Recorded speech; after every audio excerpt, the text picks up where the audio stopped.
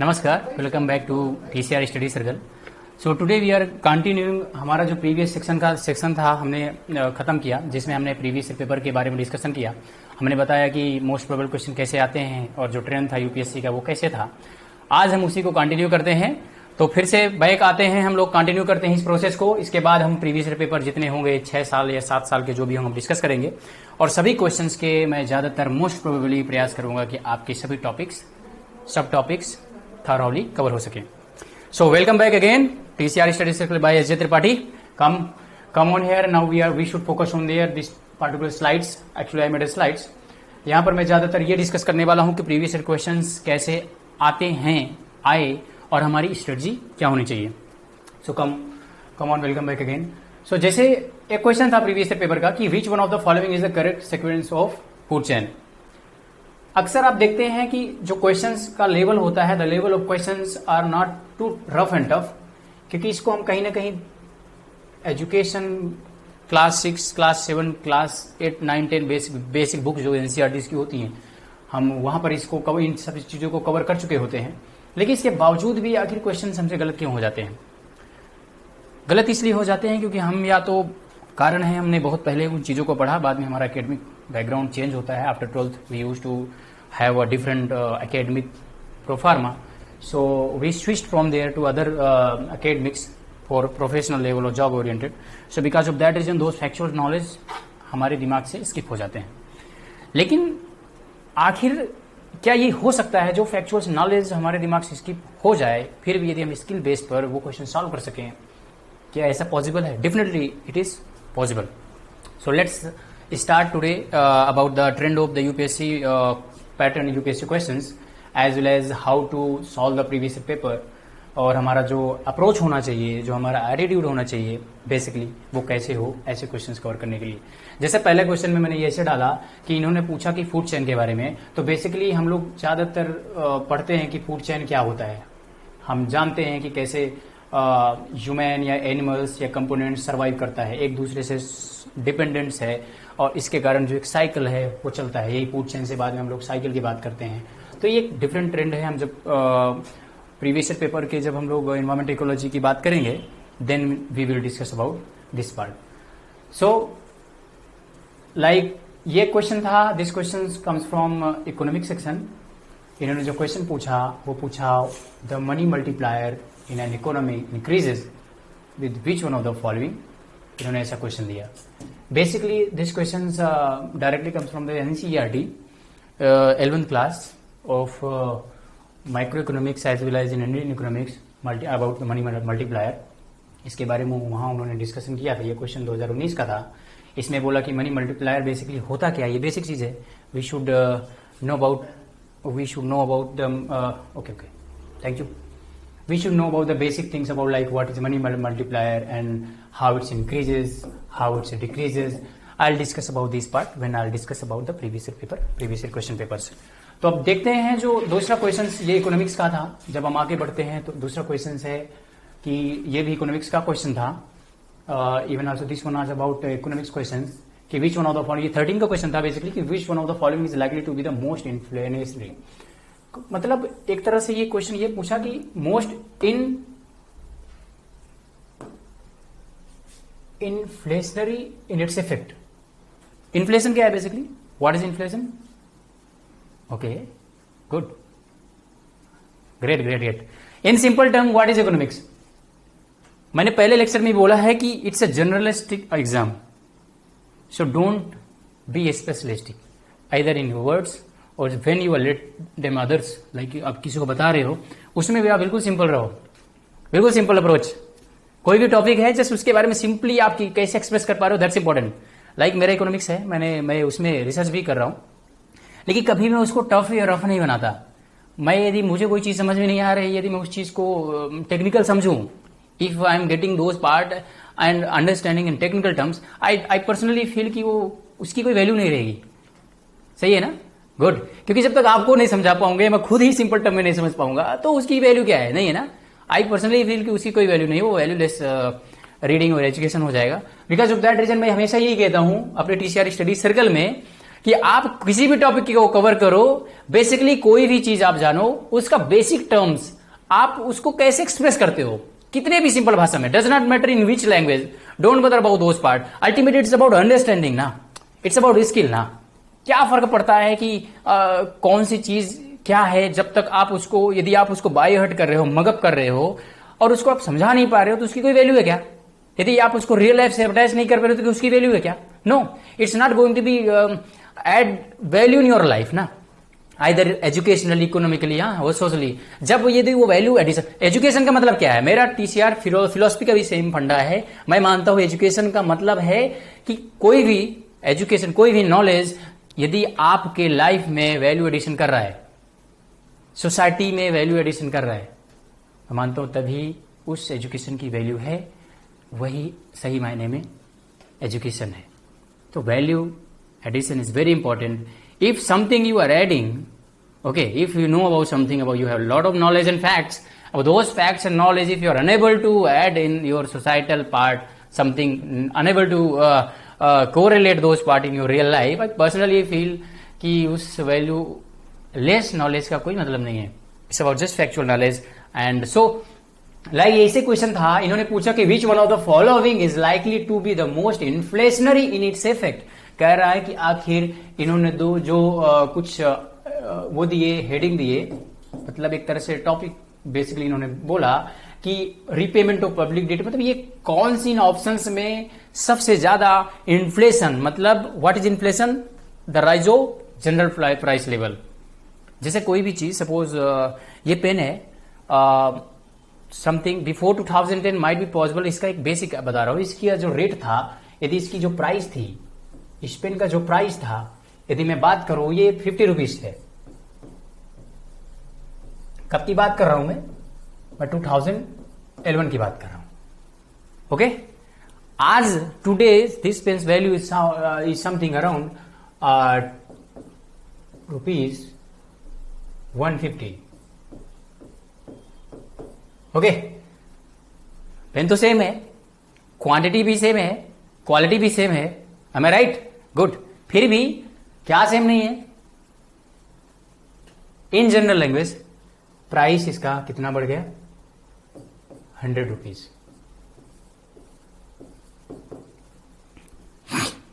इसका मतलब क्या है? The value of money either increasing here or decreasing here. Let me know. Okay, good good. यहां पर जो टर्म है, प्राइस तो बढ़ रहा है, जनरल प्राइस लेवल क्या हो रहा है, इंक्रीज हो रहा है, लेकिन the value of money, word में ध्यान देना, द वैल्यू ऑफ मनी क्या हो रहा है, वो कम हो रहा है. क्योंकि सेम पेन जो मैं 50 रुपए में खरीदता था 2011 में, I was buying the same pen in 2011 about ₹50. Now same pen जब मैं परचेस करने जाता हूं तो उसकी वैल्यू कितनी हो गई, ₹150. तो पेन तो सेम है, क्वांटिटी भी सेम है, क्वालिटी भी सेम है, बट स्टिल 100 रुपीज का इंक्रीमेंट. तो इसका मतलब जो वैल्यू ऑफ मनी है वो क्या हो गया, कम हो गया, और इसकी वैल्यू क्या हो गई, ज्यादा हो गई. ओके, सो बेसिक फंडा था इन्फ्लेशन का. तो इन्होंने ऐसे ऑप्शन दिया. जब हम सॉल्व करेंगे क्वेश्चंस प्रीवियस ईयर के, तो मैं इसके बारे में अलग अलग चीजों पर डिस्कस करूंगा. Don't worry about those part. Okay, so come on. ये क्वेश्चंस है, अगला क्वेश्चन हम देखते हैं. ये है बेसिकली हमारा अगला क्वेश्चन है. सपोज, हाँ ठीक है, ऐसे क्वेश्चन आते हैं. ठीक है, okay, come on, come back to the topic and discussion. In my first and second lecture I informed you about the previous year paper trend, from which sections the UPSC asking the more questions, like either it's polity, either it's geography, either it's economics, or any other subject like art and culture and history. Okay, so मैंने वहाँ पर I thoroughly discuss about those part. In second videos what I recall, हाँ yes, what I'm recalling, जब मैंने second video में मैंने आपको previous year paper के साथ syllabus के बारे में भी डिस्कशन किया. I tried to decipher the syllabus of UPSC about prelims, especially that lecture was totally focused on prelims of UPSC. So I discussed about how in prelims GS1 and CSAT questions are asking. वहाँ पर मैंने CSAT के बारे में ज़्यादा बात नहीं की, थोड़ा भी बात नहीं की, मुझे जहाँ तक याद है थोड़ा सा मैंने हिंट किया था कि this is the questions coming from the CSAT even also and it's qualifying marks. Okay, वो सिर्फ क्वालिफाइंग ही है. मैंने ज़्यादातर फोकस जो मेरा मेन था वो था जीएस में। जीएस में मैंने आपको बताया कि सिलेबस है लाइक, तो आपको याद रखना चाहिए बेसिकली। आपको बाय हार्ट होने का मतलब ये है कि आपका एनालिसिंग पावर जो है वो कहीं ना कहीं it would be very great impact on your education when you do study either news papers और बुक्स। अल्टीमेटली आपके दिमाग में रहेगा कि मेरे को ये सिलेबस के इर्द गिर्द ही घूमना है, मुझे सिलेबस पर ही स्टिक रहना है। सिलेबस मालूम रहेगा, जो अननेसेसरी जो कंटेंट्स होते हैं, अननेसेसरी जो हमको नॉलेज दिया जाता है, फैक्चुअल नॉलेज दिए जाते हैं जो हमारा टाइम किलिंग का काम करता है, वो टाइम किलिंग कहीं ना कहीं हमारी एफिशिएंसी रेट को कम करता है, वो हमको वर्डेंड कर देता है। इसके कारण हमारे रिजल्ट पर, आउटकम पर भी इफेक्ट करता है। Okay, so just strictly follows those part when in my first lecture and second lecture I informed all of you कि हाँ मैंने क्या बोला। Okay, good question. वेल, हाँ मैंने ये बोला था basically, I let you know about. मैं भी उसके बारे में बात करता हूँ क्योंकि अभी जब प्रीवियस पेपर डिस्कस करूंगा तो उसके बारे में डिटेल से मैं बात करता हूँ, तो उसके बारे में आप चिंता मत करिए। कम ऑन हियर। सो बेसिकली मैं ये कहना चाह रहा हूँ, जो प्रीवियस क्वेश्चन पेपर है, जब हमको सिलेबस मालूम रहेगा अल्टीमेटली हम उस चीज के बारे में समझ सकते हैं। जैसे इंडियन इकोनॉमी में था, इंडियन इकोनॉमी में उन्होंने क्वेश्चंस दिया, या हिस्ट्री में क्वेश्चंस दिए, या ज्योग्राफी में क्वेश्चंस दिए, तो जो क्वेश्चंस आ रहे हैं वो कहीं ना कहीं सिलेबस के, जो सिलेबस दिया है उसी के आसपास ही आ रहे हैं। ठीक है, वो चाहे करंट इवेंट्स के हों या इंटरनेशनल इवेंट्स के हो स्पेशली, या अदर सब्जेक्ट्स के हों। बेसिकली जो भी पार्ट क्वेश्चंस हैं वो directly indirectly comes from the UPSC syllabus. Definitely UPSC ने सिर्फ स्टेटमेंट बेस पर दिया कि हिस्ट्री दे दिया, history of India, something like geography of India and वो डाला, तो लगता है ना उस सिलेबस में मैं क्या पढ़ूंगा। बेसिकली उसका भी आप टॉपिक्स, सब टॉपिक्स, ये सब चीजें हैं, मैं एक अलग से वीडियो बनाऊंगा और साथ में पीडीएफ फाइल भी आपको टीसीआर स्टडी सर्कल आपको शेयर कर देगी। ठीक है, तो उसमें आपको टॉपिक्स, सब टॉपिक्स, मोस्ट प्रोबेबल सब टॉपिक्स के साथ साथ करेंट इवेंट्स में जो क्वेश्चंस आने की प्रोबेबिलिटी होंगे, अभी जो टॉपिक्स कवर करने की प्रोबेबिलिटी हुई वो आपको discuss, I thoroughly discuss about those part. Okay, so ठीक है। हाँ, एक चीज ये है कि जब अलग अलग सब्जेक्ट आप अप्रोच करते हो, पढ़ते हो, आइदर वो हिस्ट्री हो या ज्योग्राफी हो या पॉलिटी हो या इकोनॉमिक्स हो, ओके, जब भी when you are covering these many subjects, please you must have a very clear mindset. Okay, you must have a very clear approach when you are solving the questions, as well as when you are completing the syllabus. Okay, when you are completing your course of UPSC, okay, either prelims oriented or mains oriented, but strictly I am following here prelims oriented preparation. So please spare me here. What I'm saying, when you are covering the prelims oriented questions papers or syllabus, when you're covering those part, please strictly follow the topics, subtopics mentioned in prelims. Okay, please don't go through other topics and subtopics. Don't go through other data and analysis and all those part. Okay, it's a generalistic exam.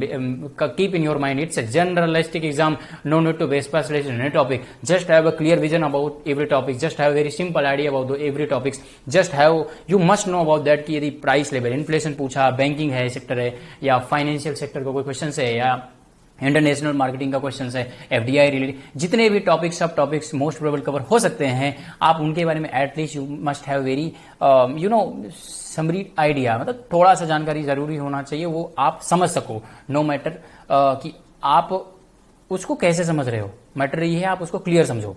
ठीक है, हो सकता है आप express अपने language में ही कर सकते हो, तो आप उसको अपने लैंग्वेज में एक्सप्रेस करो। ये नहीं कि आप उसको पढ़ने के चक्कर में आप समझ भी नहीं पाए, और हिंदी या इंग्लिश किसी भी लैंग्वेज या साउदर्न कोई भी लैंग्वेज आप पढ़ रहे हो, आप रीजनल लैंग्वेज में यदि आप समझ सकते हो तो उस टॉपिक को उसमें से भी कवर करो। लेकिन एक चीज याद रखना, आपको याद रखने की जरूरत है कि सभी टॉपिक्स के बारे में जो यूपीएससी प्रीलिम्स में दिया है, एटलीस्ट यदि आप when you start revising every part ना, आंख बंद करने के बाद ना, at least you have an idea about pro forma about the syllabus, okay, and syllabus, then each topic, subtopics, like you just imagine, okay, like history of India and all those part is given, okay, so ancient, medieval, at least जो एक structure होता है ना, at least आपके दिमाग में आ जाना चाहिए, वो हिस्ट्री का हो, ज्योग्राफी का हो, इंडियन इकोनॉमिक्स का हो, ओके, साइंस का हो।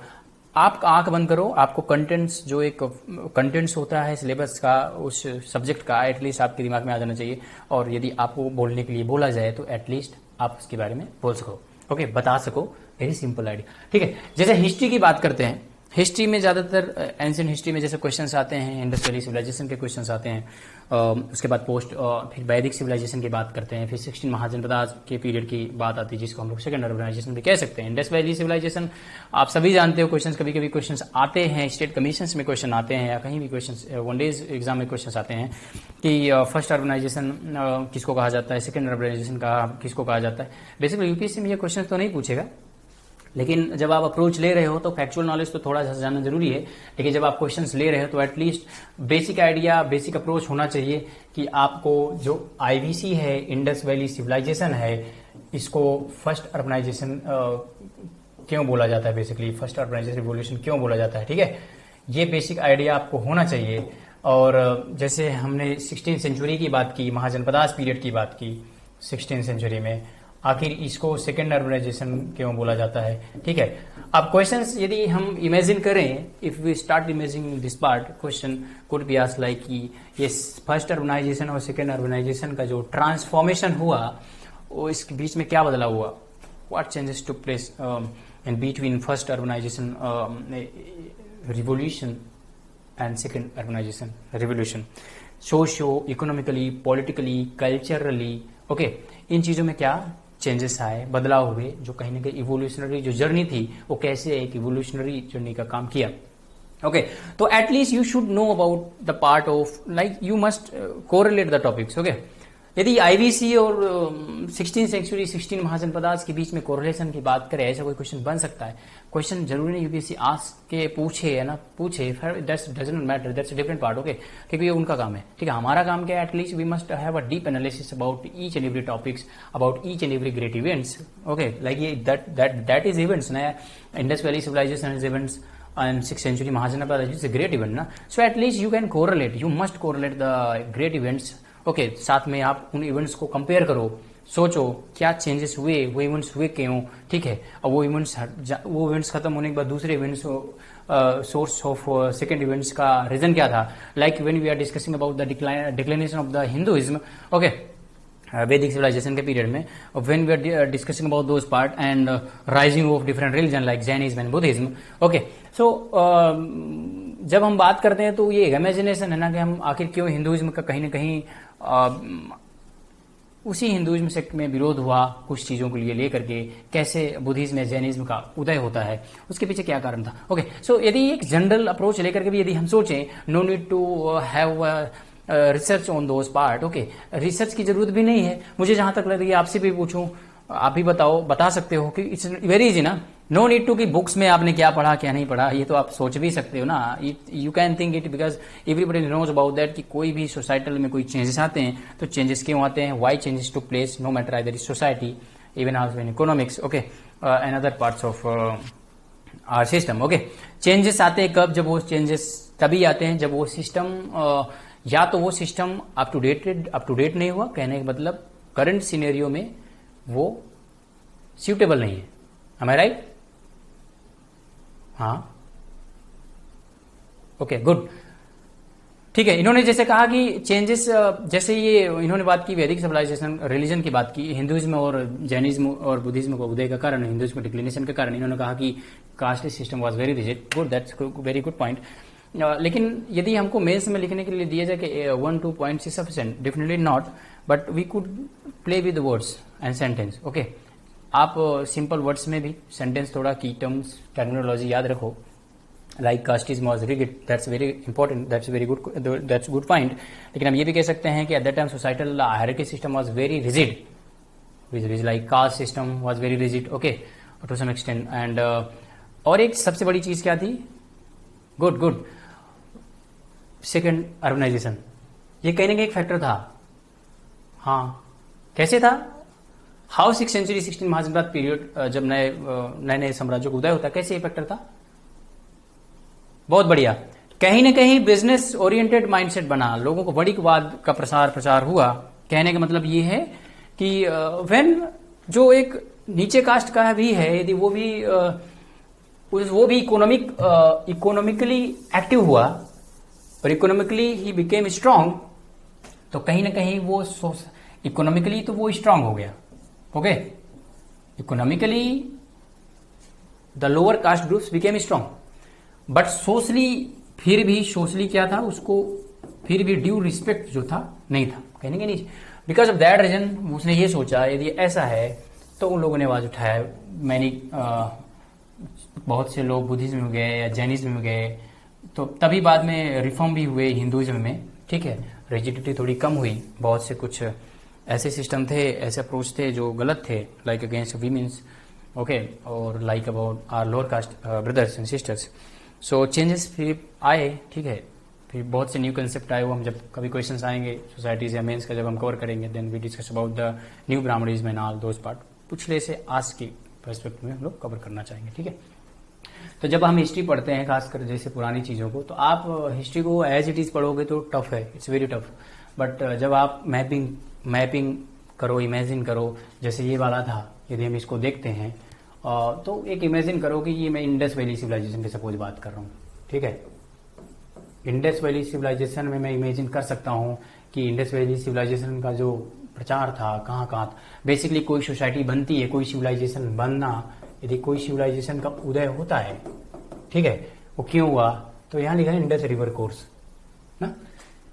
हम सभी जानते हैं कि as a human when our evolution started, basically आज की भी सेम बनना है, रोटी कपड़ा मकान, ओके, सो 3 थिंग्स जिसके इर्द गिर्द इंसान सोसाइटी घूम रही है, हमें राइट।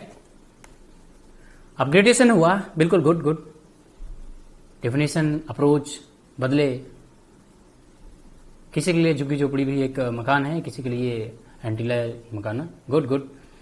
हाँ, तो कहने का मतलब है जो उनका जो थॉट्स प्रोसेस है और उनकी जो अप्रोच है चीज को देखने का वो बदला। बट स्टिल यदि हम बात करें कॉन्टेक्स्ट में, तो roti kapda makaan is the basic things they are used to, okay. There are many other things even also added now, but I am just making it very simple. तो सेम वे ज्यादातर सभ्यताएं, जितनी भी civilisation, most of civilisations are around rivers passes, yeah, am I right? Okay, give me 1 or 2 names rest of Indus Valley civilization. हाँ, Indus valley civilisation हटाओ नाम, उसको मत लीजिएगा। इसके बाद कौन सी सिविलाइजेशन है जो, okay, Mesopotamian civilization, good. Sumerian civilization, very great, good. So yeah, great. So there are many other civilizations all over the world. Like in India, there is Indus Valley civilizations. Same way Babylonian, Sumerian civilizations and Greek civilizations. बहुत से ऐसे civilizations हैं. Okay, वो तो question में नहीं आते basically, लेकिन जब इंडस वैली सिविलाइजेशन है तो ये क्वेश्चन जरूर पूछ सकता है। यदि इंडस वैली सिविलाइजेशन का डायरेक्टली और indirectly there is a relationship between them, basically business, trade, commerce का कोई रिलेशन रहा हो, तो questions could be asked from there. So ये एक छोटा सा हिंट है, जब आप पढ़ेंगे तो थोड़ा सा आप अदर सिविलाइजेशन जो वर्ल्ड में है उस समय पीरियड में थे, यदि इंडस वैली सिविलाइजेशन के समकालीन, ओके, उसी के to some extent near about यदि कोई सिविलाइजेशन है तो उसके बारे में थोड़ा सा अप्रोच लेकर के थोड़ा सा देखने की जरूरत है, उसको ज्यादा डिटेल में जाने की जरूरत नहीं है। सो देखा गया ज्यादातर सिविलाइजेशन अलग अलग रिवर्स के आसपास ही थे, जैसे गैंग्स है, आज गंगा रिवर है, इंडस है, ये सब ज्यादातर सोसाइटी आसपास ही बसी। ओके, कंसेंट्रेशन ऑफ पीपल, ये हम लोग ह्यूमन ज्योग्राफी में बात करेंगे। Concentration of peoples are more, earlier की बात कर रहा हूँ, अब थोड़े से चेंजेस हुए जैसे जैसे चीजें, ट्रांसपोर्टेशन सिस्टम या other basic needs are start available in other region as well, there are changes to places by the way, but the main basic thing was that कि ज्यादातर रिवर्स के पैसेज के आसपास ही थे, क्योंकि बेसिकली उनके लिए transportation was very easy, good, food, fodder, very great, superb. To some extent, security regime also, these places are very good. Okay, food के लिए कैसे? हाँ, बिल्कुल. नॉन वेजिटेरियंस यदि हैं तो उनके शिकार के लिए भी आसानी था, पानी होगा तो वहाँ आसपास जानवर आएंगे. ओके, तो that was very easy for them to hunt. Okay, hunting was very easy on that. Hunting and gathering were very system was very easy. Sorry for that. I am sorry.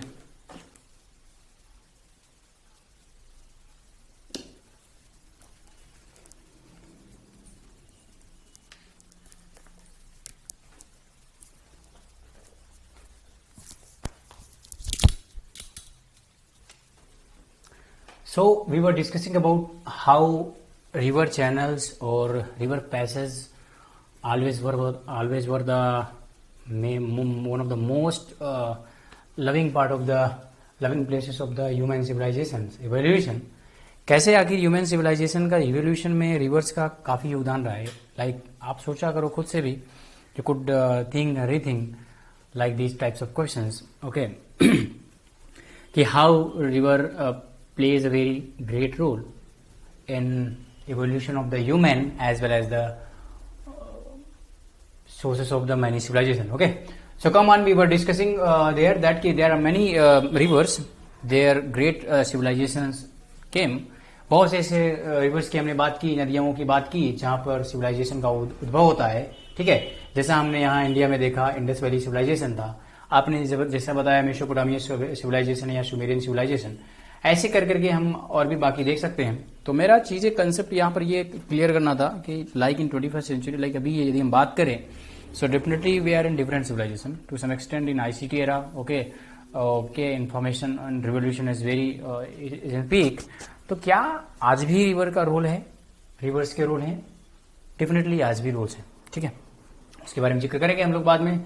We will discuss about those things in economics part. Okay, as well as in human geography. Okay, so अभी जो इस किसी भी तरीके का जब when we are discussing about the history, our main focus should be about not just about the facts, factum, but we should think, rethink and analyze those part while using the maps as well as pictorial presentations. That would be very easy for us to understand and let others to understand. Okay, so this would be very conceptual and that would be very easy in our preparations. So you used to have very handy making maps and all. Okay, so come on, approach समझ में आ गया. Now we should discuss about questions आते रहते हैं कि कैसे किस तरीके से एनसीईआरटी का रोल है in our preparation. Okay, there are many confusions. Many says you should study NCERTs, few says that you should study in standard books only. Okay, so lot of confusions used to come. Okay, most of coaching classes says that you should study our materials only. Okay, you know not to remug or read. Okay, reread about NCERTs. Okay, so they are charging a handy fees and all. इसके बावजूद भी बहुत से contents, quality and all compromises भी होते हैं. Okay, by the way, I'm not criticizing those coaching classes. They are doing great. Okay, to help all of you. But my main thing is what I'm saying. My main point to let all of you कि if you just merely reading a few text, okay, referring few materials, यदि हमारा qualify हो सकता है, okay, we get selected, then why we are worrying, why we are reading many books, why we are reading many research articles and all. उनके material ज्यादातर हैं basically like in history, like in general studies paper, like in general studies paper में questions पूछे जाते हैं. GS का questions है, okay, और हिस्ट्री का क्वेश्चंस पूछा. ओके, तो in my second lecture I think in my second lecture मैंने बताया था कि it is a generalistic exam. Okay, when the pattern change, तब से लेकर के आज तक ज्यादातर जो क्वेश्चन जीएस में पूछे जाते हैं वो पहले की तरह क्वेश्चन फैक्चुअल्स नहीं होते. Okay, changes took place and the changes was transformative. Okay, need of the time. Okay, so they are not just focusing on the factual things. Okay, वो कहीं ना कहीं critical analyzing view of dates की उनको जरूरत है. So they are changing the changes took place. Because of that reason now the questions are asking a very generalistic, very general question. Okay, like a history में questions में यदि वो GS में पूछ रहे हैं तो sir you don't need to be specialistic. Okay, no need to specialization. Like many coaching classes में जो क्वेश्चंस पूछे जाते हैं, आई मीन उनके जो मटेरियल्स में हो या कहीं भी मार्केट में आप देखेंगे, सो हिस्ट्री में बहुत से they are putting unnecessary things.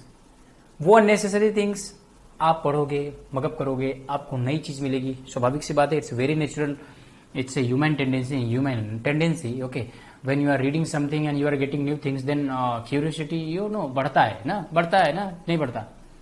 हाँ, लगता है यार ये भी नया है, ये भी नया है, कितना अच्छा चीज है, मुझे और पढ़ना है, मेरे पास नॉलेज की कमी है यार. Definitely knowledge is short, okay, because there is abundance of resources, lot of research articles are coming each and every year, lot of facts are coming. Okay, तो क्या क्या पढ़ोगे? It's a human brain, okay. You have a limitation as well, because you have not you have not time to do all these part. UPSC एक साल के 1 year circle में prelims mains interview कराता है, तो आखिर वो जानता है एक साल की कैपेसिटी की each and every day UPSC things की each and every day you just read 5 to 6 hours.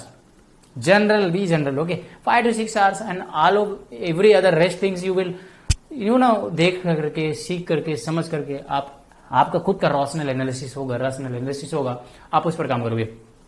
तो क्यों आखिर यूपीएससी हिस्ट्री में क्वेश्चंस, पीएचडी लेवल के क्वेश्चन पूछेगा, या पोस्ट ग्रेजुएट लेवल का क्वेश्चन पूछेगा, या टिपिकल ग्रेजुएशन लेवल का क्वेश्चन पूछेगा? क्योंकि यूपीएससी जानता है यार कि students, you as aspirants, you have many subjects. It's not just about history, okay. In graduation you have only 1 or 2 or 3 subjects, and here you are referring more than 6 to 7 subjects. So think rational कि कैसे आगे 6 and 7 subjects any aspirant, any person can tackle and complete within a year. Okay, I mean within every day, suppose you are covering 6 days or 7 days or 7 hours and 6 hours, 6 hours or 7 days, 7 hours in a day, you are referring the things or materials, then how it would be possible to cover 7 subjects, be a specialist on 7 subjects, like graduate or postgraduate students? It's impossible. I'm not saying it's impossible, but there is no any sense. So because of that, the question is not too much shallow as well as very deep. It's about general questions. और कहीं न कहीं जो उनका जो focus होता है, उनका मानना है कि एज अ जनरल अप्रोच है थिंकिंग कि इन 11th and 12th till 12th, क्योंकि 12th के बाद it's just qualification is just about graduation. अब ग्रेजुएशन में कोई आर्ट से, ह्यूमैनिटी से होगा, कोई साइंस से होगा, okay. So how UPSC could expect that कि those who are engineers, they would know about everything about the history, either economy, either humanity wale, they would know about their science. It's just think rational. They are very great persons, those are making the papers and syllabus. They have very great experience of the life. Okay, so they are not overburdening the aspirants. But this system, economy, this system, I mean market, you know na what I mean? These markets are overburdening on you about ki you should refer these resources, you should refer these toppers, refer these subjects, these resources and all blah blah. So they are making you confused. Why you are becoming confused? If you are confused in your preparation time, so then after getting selected, definitely you are going to be confused. Because there are a lot of confusions used to come in every part of the life. Okay? So, just clear in your mind. GS, general studies and basic things. They know 12th के बाद stream, most of the students are changing the stream. कुछ लोग switch करते हैं science में, engineers, कुछ लोग humanity में, ओके. लेकिन क्वालिफिकेशन सबकी सेम है, ग्रेजुएशन मांग रहा है यूपीएससी. तो इसका मतलब है जो नॉलेज का कोर आइडिया होगा, मैं फिर से बोल रहा हूं, जो आपका कोर फोकस, जो यूपीएससी का जो कोर फोकस है, यूपीएससी का, वो क्या है?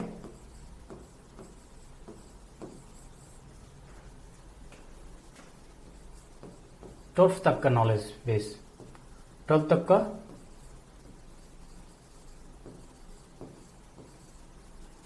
सिर्फ कोर फोकस, 12वीं तक के नॉलेज बेस को जरूरत है उनको, और उनको कुछ नहीं चाहिए. few things they need extra as a general, as a attentive aspirants or attentive human, because of curiosity you could gain those part. UPSC knows about these things. Okay, because of that reason हम कहते हैं कि NCERT you must refer. आपको मालूम रहे क्या basic idea क्या पूछ सकता है, आपको मालूम रहेगा कि मैंने 12वीं तक क्या पढ़ा हिस्ट्री में, क्या पढ़ा इकोनॉमिक्स में, क्या पढ़ा मैंने ज्योग्राफी में। ओके, सब उतना ही पूछेगा।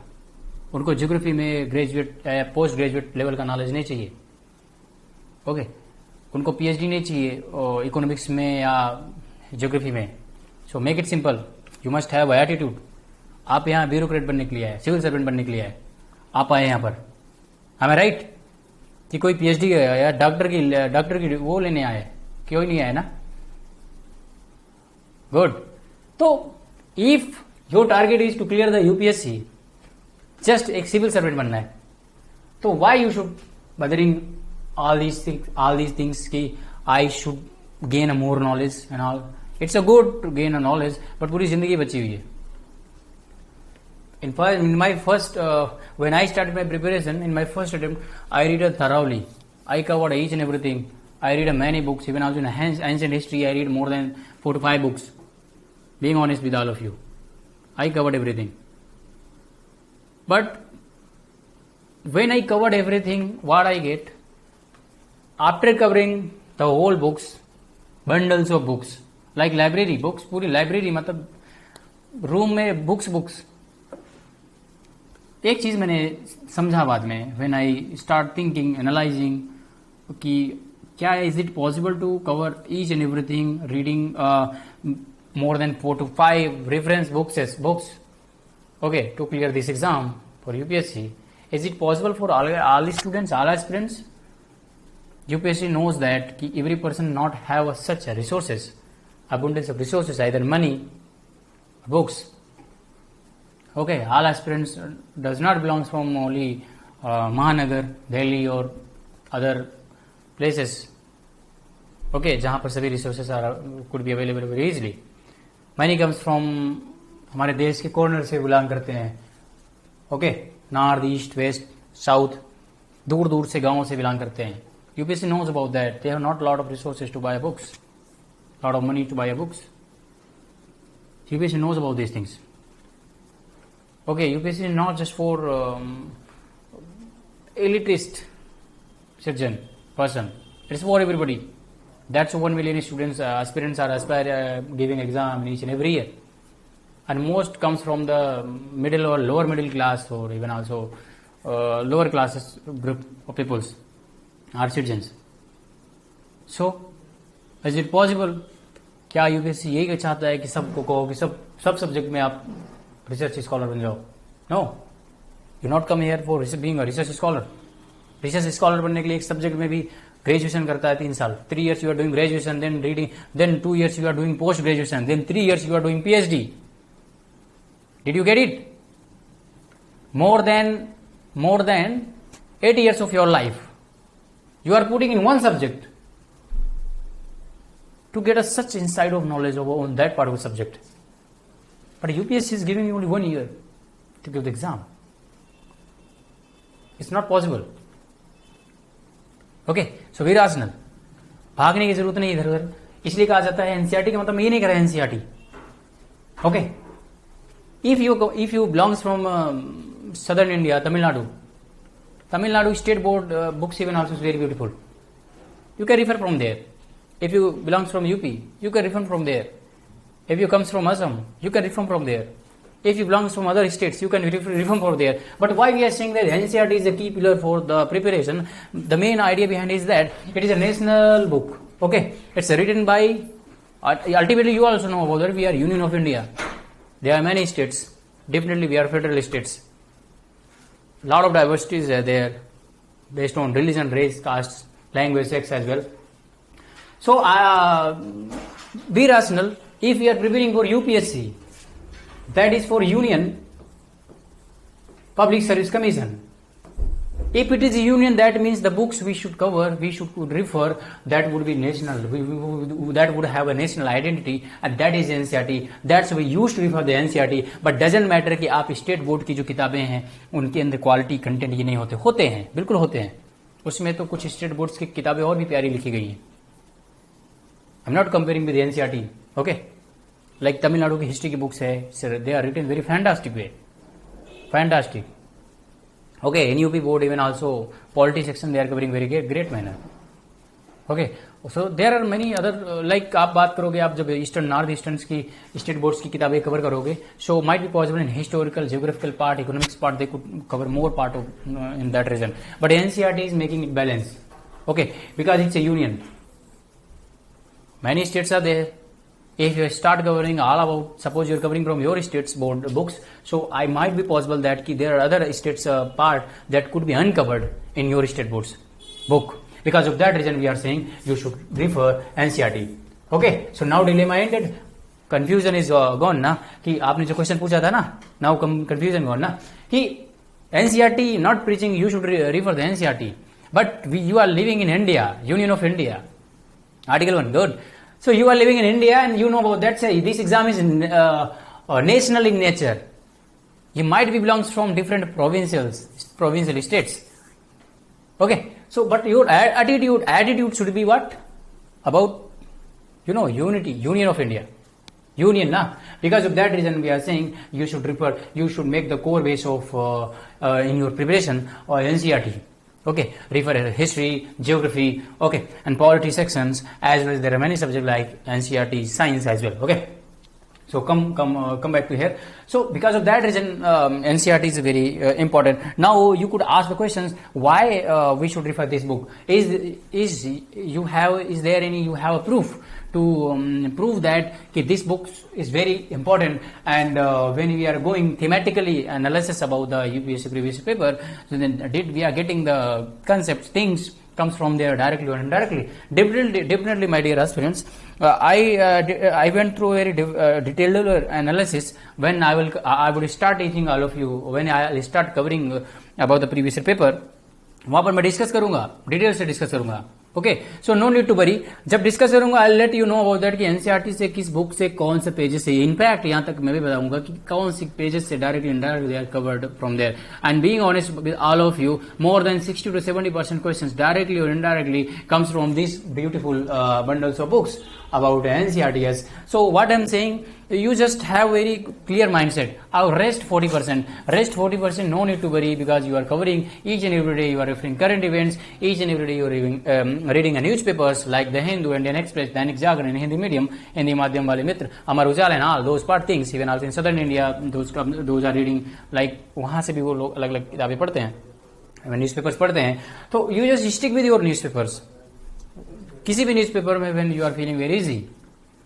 Okay, but most of times हमें ये कहा जाता है कि in English medium you should refer the Hindu and Indian Express. Why? Because these newspapers are national in nature. Again I am saying, just like कि जब हम local newspapers पढ़ते हैं तो ज्यादातर उनकी जो न्यूज होती है ज्यादातर they are covering about local news. Okay, so मैं ये नहीं करा कि their quality is very great, quality is not great. No sir, it's not like that. Okay, just like I told you, informed you about that this exam is about union. Okay, so your approach should be even also like union. Okay, if you are giving a provincial states commission exam, then you could refer the local newspapers. That would be easy for you in local provincial states questions, provincial state based questions. Suppose वो पूछते हैं, ठीक है. तो एक तो आप ये क्लियर हो गया आपको कि ये नेशनल इन नेचर है. बिकॉज ऑफ दैट रीजन हमको एक बुक्स चाहिए. हमें एक भी चीज समझ में आ गया, जो बेस नॉलेज, जो एक हमको बेस चाहिए, बेस नॉलेज चाहिए, जो हमारा जो कवरिंग पार्ट है हमको सिर्फ कवर करना है. कब तक का? सिर्फ 12 तक का. या am I right? सिर्फ 12 तक की ही बुक हमें कवर करनी है. क्यों? मैंने जैसे आपको बताया, वेरी सिंपल. इसको मैं एक बार फिर से क्लियर कर देता हूं शॉर्ट में. 12वीं तक की बुक ही क्यों पढ़नी है? क्योंकि 12वीं के बाद streams are use to change. Okay, so 12वीं तक बेसिक आइडिया कम से कम हमें हर सब्जेक्ट के बारे में दे दिया जाता है. इसलिए सिर्फ 12वीं तक की बुक्स ही कवर करनी है, सिर्फ ओनली 12.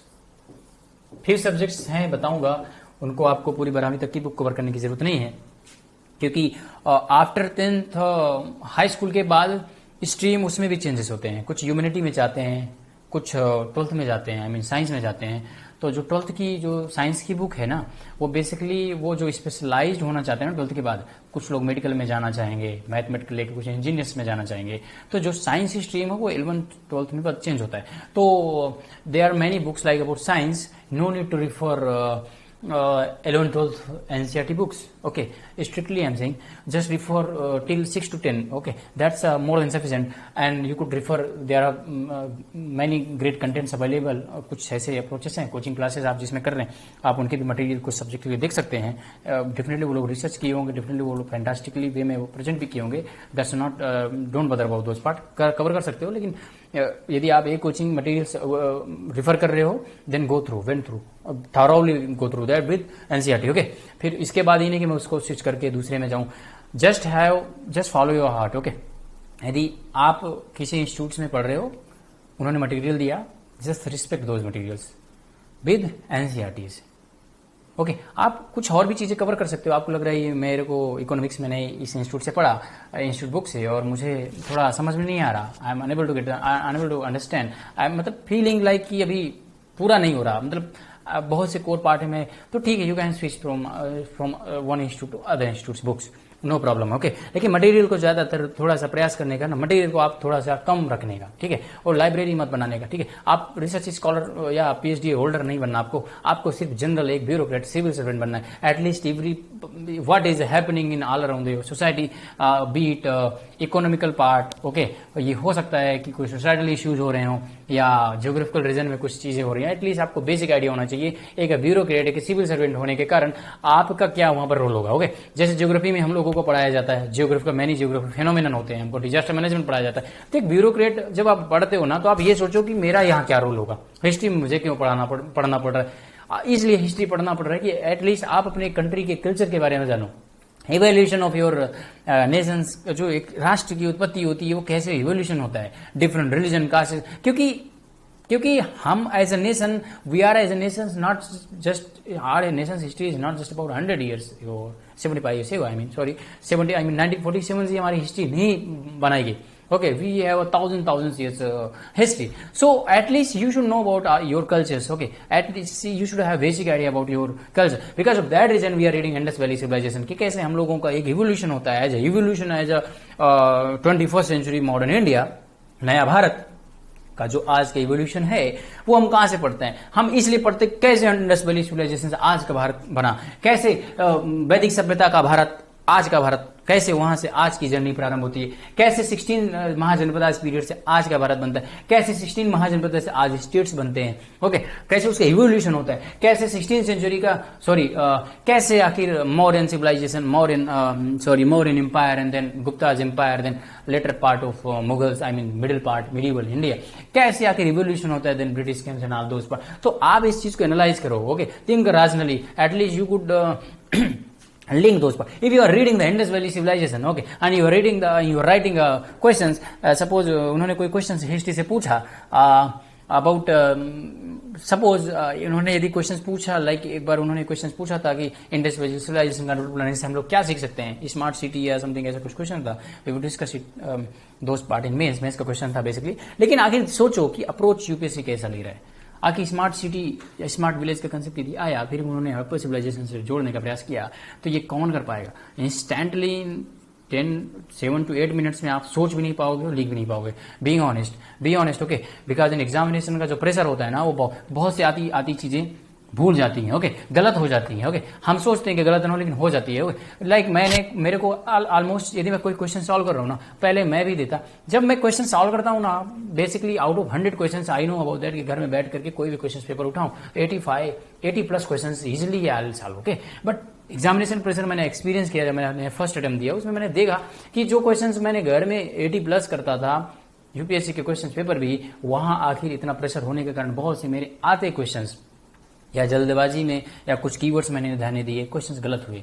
इस तरह यही चीजें होती है, कंपटीशन से आपको बाहर फेंक देती है। ओके, सो बी वेरी ना डोंट टेक अ वेरी मतलब कि बहुत ज्यादा टेंशन भी चिंता लेने की भी जरूरत नहीं, must have balance approach, that so you must solve as many questions papers. हमें कहते हैं टेस्ट सीरीज देने से, टेस्ट सीरीज का मतलब ये नहीं आप गए और दिए और बस पढ़े और चले, नो, टेस्ट सीरीज का मतलब ये आप approach, you must change your approach here all about the game. जो भी गेम हो रहा है ना, यहाँ अप्रोच की बात हो रही है, ठीक है, जो भी गेम है यहाँ पर अप्रोच माइंडसेट की बात है। प्रीवियस ईयर पेपर से बात की जा रही है, क्यों रिफर करो, ये मतलब नहीं कि आप प्रीवियस ईयर पेपर के एक एक क्वेश्चन रट्टा मार लो, आपको मालूम है ए कभी बीची ये question blah blah, no need to that. Okay, question paper refer करने का मतलब ये होता है आप अप्रोच समझो कि इस साल क्वेश्चन पूछा है हिस्ट्री से, आपके पास मालूम रहना चाहिए कि आखिर ये यूपीएससी ने इस अप्रोच को लिया, सोसाइटल पार्ट पूछा या कोई इन्वेजन पूछा या कौन सा बुक किसने लिखा, यूपीएससी ने आखिर क्यों पूछा। Okay, at least you could have an idea, broader idea about those part and you could have a smart guess in reading, not I'm saying solving the question paper.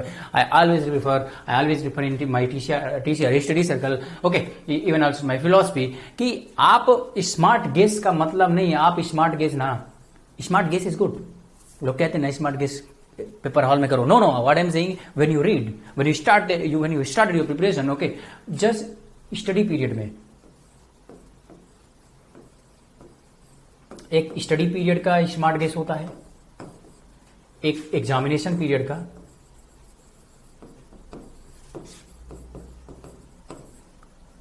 Okay, एक study period का, एक जो aspirant selected हुए हैं, अच्छे rank पाए हैं, they are great rank holders, उन्होंने कभी इस चीज को बताया नहीं या उन्होंने अपने को एक्सप्रेस भी नहीं कर पाया अच्छे तरीके से, भी हो सकता है कुछ ये भी कारण हो सके हों, या उनसे किसी ने पूछा नहीं, ओके, ज्यादातर मार्केटिंग पर ही लोगों ने फोकस किया। Basically they are very smart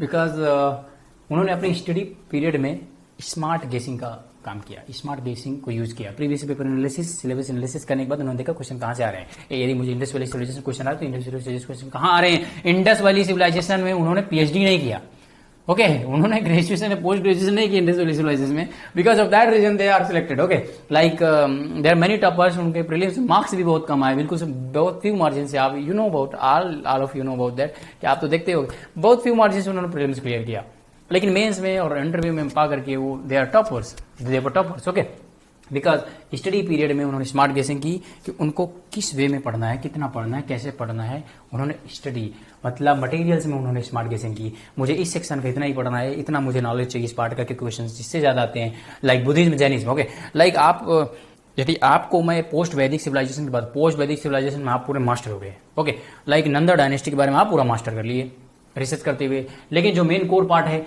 यही स्मार्ट गेसिंग होता है, ओके, इंटेलेक्चुअल गेस।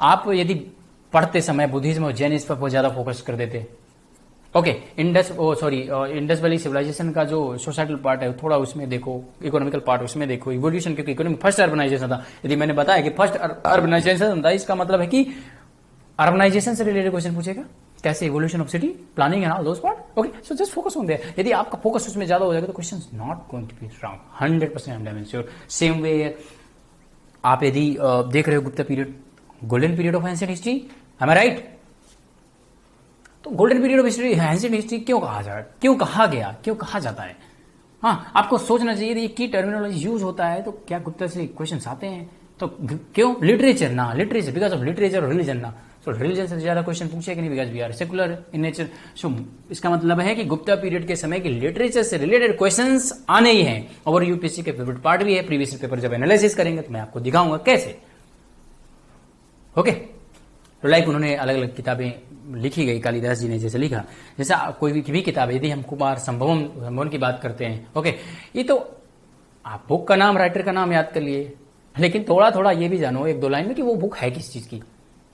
अभिज्ञाना शकुंतलम, वो बुक्स है किस चीज की, क्या बात करता है, तो आपको एटलीस्ट थोड़ा सा ये आइडिया होना चाहिए कि कोई बुक किसी ऑथर राइटर ने लिखा एंशिएंट पार्ट में, मिडिवल पार्ट में, वो बुक बात क्या करती है, किस चीज का बात करता है, at least you should have an idea, okay. यदि आइडिया रहेगा, वो जरूरी है कि वो क्वेश्चन यूपीएससी के ट्रेंड में पूछे जाने लगे, ओके, वो कॉन्टेक्स्ट पर ध्यान दे रहा है, ठीक है। तो मैंने बोला आप स्टडी पीरियड और एग्जामिनेशन पीरियड दोनों समय आप स्मार्ट गेसिंग सीखो। जब स्टडी पीरियड में स्मार्ट गेसिंग करोगे, आप ओवर बर्डन ऑफ रिसोर्सेस नहीं, लाइब्रेरी बनाने की जरूरत नहीं पड़ेगी। There were very few books needed for your preparation time, few resource materials would be needed for your time, okay.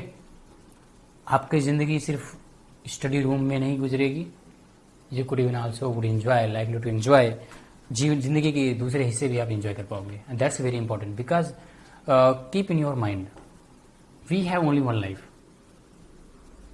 And बहुत से हमारे मित्र हैं जो 4 ईयर 5 ईयर 6 ईयर्स अपनी जिंदगी के जो 20 और 30 साल का पीरियड होता है ना, it's very very energetic period, it's very beautiful part of our life. इसके बाद तो फिर एक दूसरा फेज आने लगता है, लेकिन इस पीरियड में ना हम लोग ने जिंदगी अपने एक दशक, बहुत से हमारे एक्सपीरियंस एक दशक निकाल देते हैं। They work very hard, but we know that's very competitive exam. We know that millions of students, millions of students are coming here in this exam. We know that even also being intelligent doesn't matter. You would get selected. I'm not is hardening all of you, because we know that forms how many seats are coming. Okay, but that is the different matter. You could be one. That's one important things which you keep in your mind. But together, you should do other extra curriculum. If you are very good in writing poems, deciphering poems, enjoy your hobbies. If you are very good in lecturing, enjoy your hobbies. Writing, painting, do it.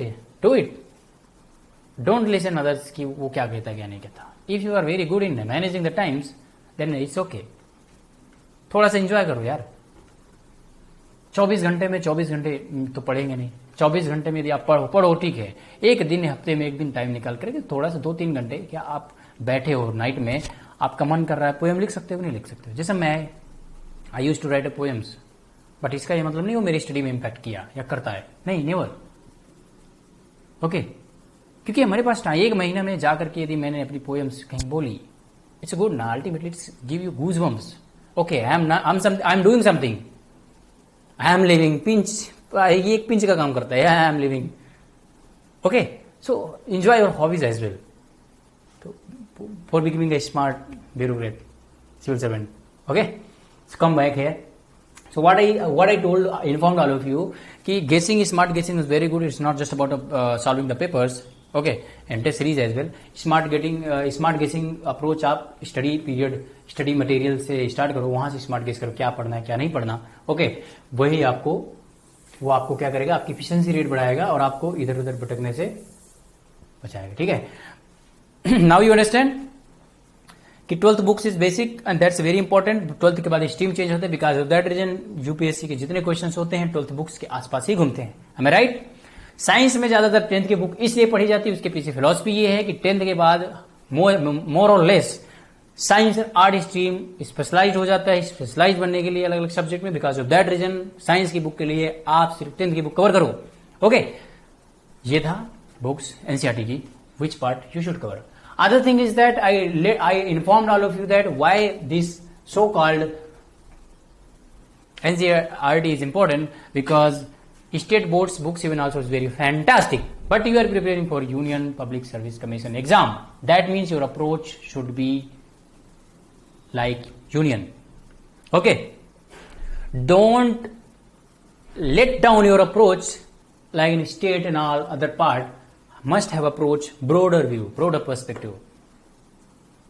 बहुत से historians में आपने legend को सुना होगा, किसी को हमने विश्व विजेता कहा, किसी क्या कहा, ठीक है। जैसा जब हम बात करते हैं हिस्ट्री में, व्हेन वी आर डिस्कसिंग, हमारे दिमाग में कुछ किरदार आते हैं, Alexander, Sikandar, okay, Ashoka, okay, and in Mughals Akbar. Okay, हम इन्हें कहते हैं ना कि how so much territorial they covered in India, लेकिन हम कुछ लोगों को देखते हैं वो छोटे से ही एरिया में कवर करते हैं अपनी चीजों को।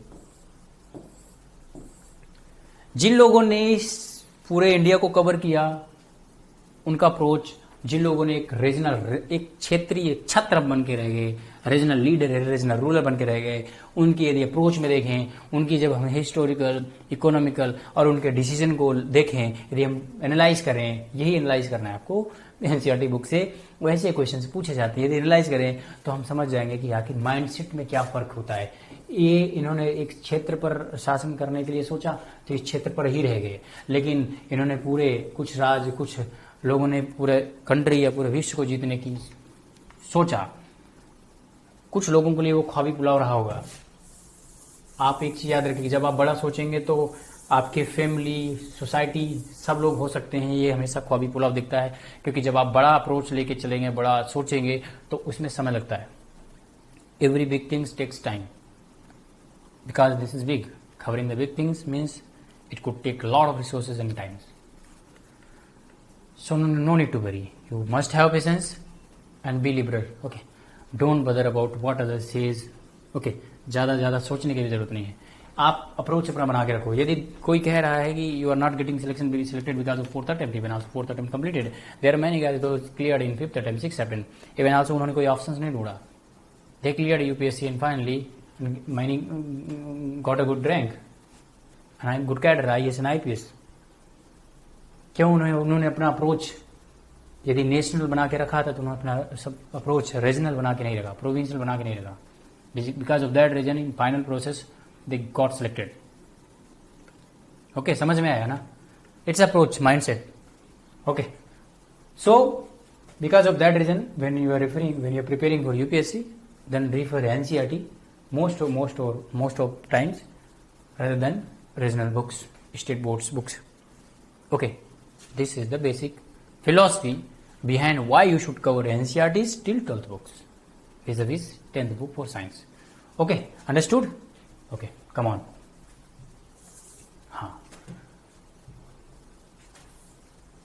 Okay, so like NCERT का important, इसमें मैंने कुछ प्रूफ दिखाए.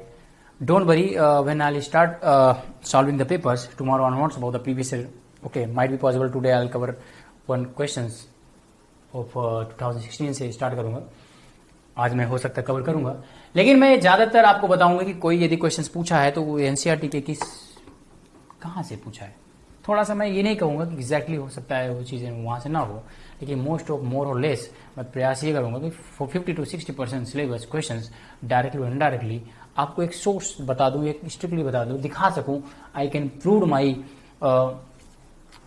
प्रूव माई ऑथेंटिकेशन अबाउट कि how and why NCERT is important for your UPSC journey. Okay, तो लाइक ऐसे हैं जैसे ये सब थे उस समय के पीरियड की बात है. इन्होंने अलग अलग जैसे दिखा सका कहाँ रूल किया, जैन बीच अलग अलग क्षेत्र था, गुप्ता लोगों ने कहा, ऐसे समथिंग. ओके, चोला, चेरा, पांड्या. ओके, एनसीईआरटी में क्या लिखा, जैसे वाटर रिजर्व धौलावीरा. एक यूपीएससी में क्वेश्चन पूछा था वाटर रिजर्व कहाँ मिला. ओके, तो धौलावीरा में. हाँ, तो कुछ लोग जैसे अलग अलग बुक पढ़ेंगे, जैसे कुछ लोग in most of are in UP Bihar, those are preparing for one day as well as state commissions, they use to refer Lucent. एक बुक आती है जीके की, तो कहते हैं लूसेंट से आया था. Where Lucent comes from, what was the base study materials for which Lucent absorb NCERT. स्वाभाविक सी बात है. यदि इसमें लिखा क्वेश्चन, यदि इसमें यूपीएससी ने पूछा वाटर रिजर्व कहाँ फाउंड हुआ, इसमें धौलावीरा लिखा है, उनको हिट हुआ, because they are even also analysis ना, they are doing the business. Even also they are very great learner as well. वो समझा, उन लोगों ने समझा कि वाटर रिजर्व पूछा है तो अगली बार हो सकता है कि बुल पूछ लेगा, हॉर्स हो सकता है पूछ ले. विवादित क्वेश्चंस, कंट्रोवर्शियल, इधर horse was there at that time और not, that's a bit different. I let you know when I would start discussing previous paper. तो उन्होंने भी देखा कि वेयर पोर्ट फाउंड्स, पोर्ट कहाँ मिलता है. ठीक है, तो अब उन्होंने फिर क्या किया, एक बनाया और अच्छे से लिख दिया. हमको लगता है आसान, यार यहाँ पर पूरा कवर किया है, यहीं से आया होगा. But please read the books, NCERT basic books. Okay, like जब आप एनसीईआरटी बुक्स पढ़ो तो बेसिकली जो फिगर हो उन पर ध्यान दो. कौन से फिगर्स कैसे हैं, हिस्ट्री की बात कर रहा हूँ. अदर बुक्स में जो डेटा में जो ग्राफ के अंदर चीज़ें होती हैं उनको देखो. मतलब कॉर्नर के अंदर बॉक्स बेसिकली जो होते हैं, वे बॉक्स पर थोड़ा ज़्यादा ध्यान दो. ओके, और एक चीज़ करो कि व्हेन यू हैव टाइम, जो क्वेश्चन पेपर्स होते हैं, क्वेश्चंस होते हैं ना पीछे हर चैप्टर के, behind every chapters of NCERT, there are few questions like 10 to 12. Okay, I think you should refer those questions as well. Okay, and after reading the chapters you try to solve those parts, okay, just mind, लिखने की जरूरत नहीं है, ठीक है। ये इससे क्या होगा ना, थोड़ा मेंस पर्सपेक्टिव में भी प्रिपरेशन करते करते, प्रीलिम्स प्रिपरेशन करते करते आपको वो हेल्प करेगा, okay. Please note it down, जिसे याद रहे। आप प्रीवियस, आप जब पढ़ रहे हो कोई चैप्टर, उसके प्रीवियस जो पीछे जो क्वेश्चंस होते हैं उनको सब कवर करो, सोचो, इमेजिन करो कि मेरा एक जो कंटेंट कॉन्टेक्स्ट का जो एक मैं स्ट्रक्चर बनाऊंगा, यदि मैं लिखूंगा तो कैसे लिखूंगा, okay. So it would be very helpful for you in your mains answer writing as well as वो क्वेश्चन जब आप कवर करोगे तो बहुत सी चीजें आप भूलोगे, फिर बैक जाओगे, तो उससे आपकी फैक्चुअल के कंटेंट के साथ साथ कॉन्टेक्स्ट भी कवर होगा, रिवीजन हो जाएगा, इससे वो चीजें याद रहेगी। आपको याद रहेगा कि मैंने इसको मेंस में सॉल्व किया था, मेंस क्वेश्चन पर्सपेक्टिव मैंने प्रीवियस इसके पीछे वाले क्वेश्चन सॉल्व किए थे, तो वो एक पिक्टोरियल कर एक आइडिया बन जाएगा। जब आप आंख बंद करके देखो प्रीवियस पेपर में ऐसे स्टार्ट करूंगा, इसका क्वेश्चन से ऐसे स्टार्ट करूंगा, तो वो चीजें क्या होती है, इमेजिनेशन जो इमेजिनेटिव बॉन्डिंग होती है ना ब्रेन की, वो कैलिब्रिटी कहीं ना कहीं ज्यादा स्ट्रांग होती है ना, तो लंबे समय तक वो याद रहेगा मेमोराइज करने के लिए, ठीक है। तो ज्यादातर ये बॉक्स होते हैं, इन पर ध्यान दो, ये जो फिगर्स होते हैं फिगराइन, उन पर ध्यान दो, ओके। लाइक जब हिस्ट्री में हम कवर करते हैं तो बहुत से इस समय जो क्वेश्चन आते हैं टर्मिनोलॉजी से आते हैं, लाइक वैदिक सभ्यता के समय, वैदिक civilization time there are many key terminology, different key, सभा समिति, okay okay. So question could be asked like, एक बार यूपीएससी ने once UPSC when also asked the questions when I solved I discuss about those part, don't worry. So approach क्या रहना चाहिए कि terminology जो वर्ड आज मैं नहीं समझ पा रहा, किसी भी फेज ऑफ हिस्ट्री में यूज हुआ, वो बीट या तो वो वैदिक सिविलाइजेशन के पीरियड में हो या उसके बाद हड़प्पा के, सॉरी नॉट हड़प्पा, अपना 16 महाजनपदा के पीरियड के समय हो, गुप्त के समय हो, मौर्य गुप्त के समय हो, या उसके बाद विजयनगर या चोल पांड्या या मुगल या सल्तनत पीरियड के समय, सल्तनत मुगल पीरियड के समय हो, ठीक है। जो कुछ कीवर्ड्स होते हैं जो इंपॉर्टेंट हैं, वो इकोनॉमिक कीवर्ड्स हो सकते हैं, ओके, सोशल हो सकते हैं, पॉलिटिकल हो सकते हैं, कल्चरली हो सकते हैं। प्लीज सभी कीवर्ड्स ढूंढने की जरूरत नहीं है, जो एनसीईआरटी में जिससे रिलेटेड कुछ कीवर्ड्स हैं उन पर थोड़ा ज्यादा ध्यान दो, ठीक है, उन्हीं को थोड़ा सा प्रीफर कर लो, ओके। और थोड़े से A4 साइज पेज में उन चीजों को रख लो जिससे आप थोड़ा सा रिमाइंड करते रहो, ओके ओके। सो इससे क्या होगा ना, they questions UPSC asking now, so it would be easy for you, okay, that part. So this is a fact, some says that कि यार UPSC trends are changing, okay, this year question was tough because UPSC asked so many factual questions, but don't worry, yeah, UPSC is not asking so many factual questions from anywhere from, okay, it's asking, it's taking the clue from the NCERT. I'm saying they're using the word clue from the, जो clue लेता है ना वो कहाँ से ले, NCERT से ही ले रहे हैं ना, okay। सो अप्रोच जस्ट माइंडसेट, जस्ट उसको मजबूत बनाने का, ठीक है। तो कीवर्ड्स है जैसे सरकार, सूबा, क्या था, समथिंग ऐसा, आप एक मतलब कहने का मतलब है ना, जब आप एंशियंट पार्ट कवर कर रहे हो तो उस समय का जो बेसिकली जो की थीम है आपका क्या होना चाहिए, जैसा आप कवर कर रहे हो, ठीक है। तो कवर करते समय आप ये चीजों का ध्यान दो कि उस समय की सोशल स्ट्रक्चर, ठीक है, पॉलिटिकल स्ट्रक्चर, ठीक है, ये सोशियो और कल्चरल स्ट्रक्चर अलग है। पॉलिटिकल स्ट्रक्चर,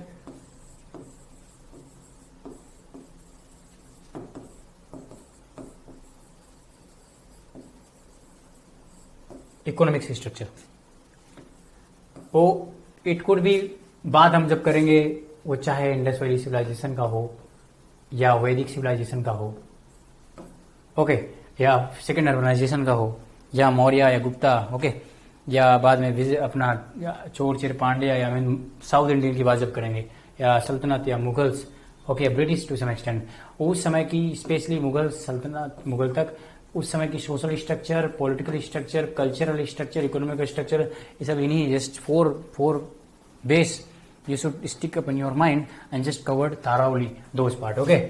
और उस चीज को देखो कि कैसे क्वेश्चंस पूछे जा रहे हैं, ओके।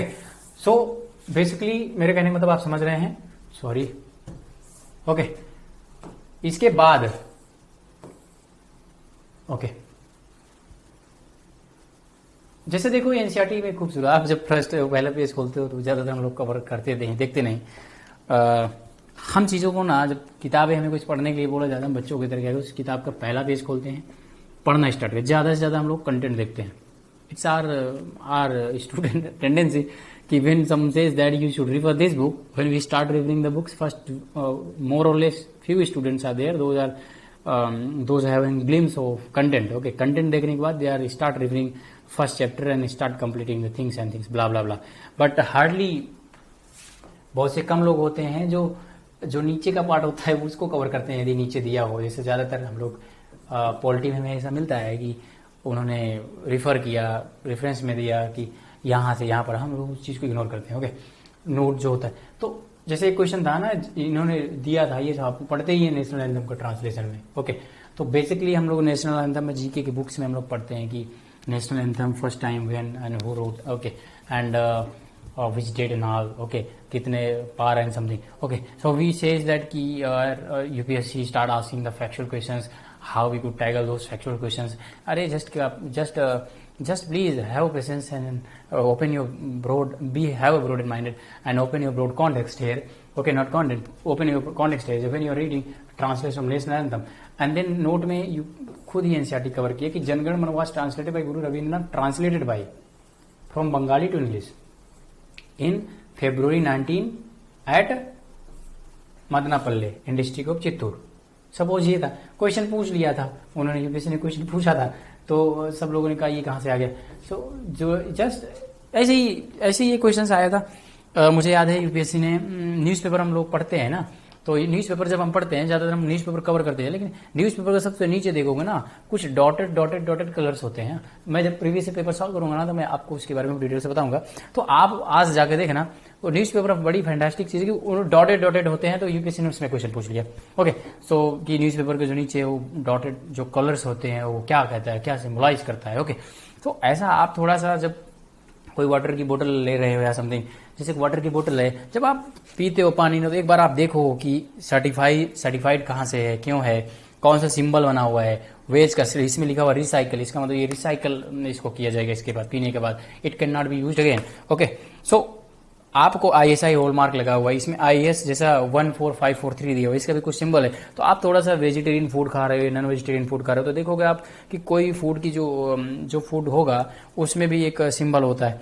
ठीक है, कौन सा वेजिटेरियन का है, कौन सा नॉन वेजिटेरियन का है, ऐसा करके, कौन सा इन्वायरमेंट फ्रेंडली है, कौन सा इन्वायरमेंट फ्रेंडली नहीं है, ये ऐसे कुछ हैं। हम सोचते हैं these are factual questions, but being honest very general questions, because when suppose you are having, when you are drinking water, okay, कहीं से भी हो, किनली का हो या बिस्लेरी का हो, कुछ भी हो, तो एक अब यहाँ पर चीज़ों का इनका क्या होगा, एक स्टैंडर्ड बनाया गया। ठीक है, जो स्टैंडर्ड बनता है उन चीज़ों पर ही काम करते हैं, वो स्टैंडर्ड लीगल बेस पर बनता है, तो कोई कानून होगा, सोचना चाहिए ना कि ऐसा नहीं तो कोई भी पानी का बोतल जा करके देने लगा।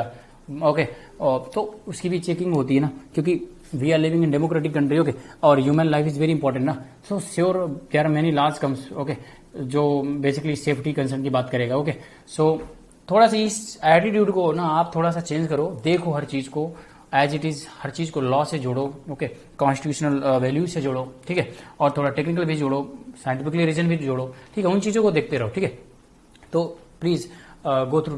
लाइक मैं एक दिन लिफ्ट से आ रहा था, मैं अभी तक कभी ध्यान नहीं दिया, लिफ्ट से आ रहा था तो ऐसे ही लिफ्ट लगा था, लिफ्ट के जो कॉर्नर में एक नोटिस लगा हुआ था, उसमें मैंने देखा कि IT एक्ट का क्या रोल है, ओके, इंफॉर्मेशन टेक्नोलॉजी का क्या रोल है। Then I came back in my office and I was thinking कि यार really, then I searched and read it thoroughly those part. Then I asked one of my colleagues, did you know about that? Ki IT rules, IT acts even also applies in lift. He says that no, I don't know. Don't worry, even also I didn't know before 5 minutes ago. So then I let him know. Then the curiosity उसके बढ़ा, उन्होंने फिर मेरे को और भी ऐसी कैसी चीजें बताई। Then it's a life. We learn from each other and we learn from the environment, society. Okay, बस आपको अटेंटिव होने की जरूरत है। ठीक है, बस एक्टिव रहने का, आप एक्टिव रहो, चीजों को समझो, सीखो, लाइट लो, लाइट लेकर के यदि आप सीखोगे ना, being honest with you, you all guys going to be clear, okay, in fantastic this civil services Jharkhand exam. Okay, so best of luck for that, but must have attentive, और थोड़ा सा आप अप्रोच अपना चेंज करो, you change your approach, okay, broader perspective view में। Okay, so मैंने पहले ही बताया था एक चीज की, एक वर्ड मैंने यूज किया था ना कि आप you have lot of resources in market. Okay, so manage those resources, those knowledge. Okay, your purpose is to clear the UPSC exam. That is your main purpose. And I told you in my first, second, third, even also these lectures कि UPSC, the questions, the level of the questions what UPSC asks is very basic, but sometimes it's good like it's very specialist question, because it's not a specialist questions, it's a very basic, but the level of analysis questions का जो analysis का level है ना, it's like you know एक new pattern change करने के बाद ना एक अपने अलग पीक लेवल पर है. Because of that reason in GS4 even also emotional intelligence and all those parts उन्होंने पुट अप किया. तो एनालाइजिंग जो एनालिसिस लेवल है ना क्वेश्चंस का, वो क्वेश्चंस का एनालिसिस लेवल क्या कर रहे हैं, अपग्रेड कर रहे हैं. यदि वो questions they are upgrading the analysis level of the questions papers, questions basically, then why we are not upgrading our analysis of study materials as well as the content and context without changing the basic sources of materials. Okay, हमारी problem क्या है, we are changing our sources of materials. UPSC asking the same questions from the same material, but they are just changing the level of analysis of those part. वो सिर्फ analysis जो analyse करने का power है ना, analyse करने, वो analysing का जो डेप्थनेस है वो चेंज कर रहे हैं. हम लोग मटेरियल चेंज कर देते हैं. ठीक है, तो कितना मटेरियल हम लोग पढ़ते रहेंगे, circulation of lot of bundles of things. Okay, please stick with few books, that's I am keep continuing saying you. ये फिलॉसफी मैंने अपने भाई पर देखा. Actually my elder brother is now in commission. Okay, selected. मैं उनको देखता था ना, he used to refer only few books, but fantastic whatever he is referring ना, he used to have very fantastic analysis power. वो जो चीजें cover करते ना, वो कम बुक पढ़ने के बाद भी जो उनका इमेजिनेशन था ना, that was very super fantastic. Whatever he is referring in his book, either in optional, okay, history, okay, and like sociology, even too when he is reading a newspaper, while referring the newspaper, when he referring his heading, he analyzing, he has a very fantastic imagination. He is referring and correlating with his sociology theories and histories, events and all. So that was superb. I used to see that कि वो हमेशा हर चीज को न छोटा सा note pocket note में रखते हैं. When he gets time ना, he's referring. He just close his eyes when he's resting, and everybody thinks he is sleeping. But I know he is not sleeping. Pocket में थोड़ा सा वो रखे रहते थे, बस छोटी सी मोबाइल की पैड की जो लाइट होती है, just referring those parts very fantastic way. That was superb. I learn from there and I let many guys please follow those part, क्योंकि that was a proven things कि या this way anyone could clear the exam. Refer less but analyze more. Same thing, whatever he did, UPSC captured the part. And rather changing the material sources, better UPSC change the strength, the level of the questions he is asking. Just he trying to hard more and more about the analysis of those core part. So please stick with that. Here I use word knowledge management and execution. Please manage your knowledge, succinct with your resources, elaborate your thought process, and execute with that.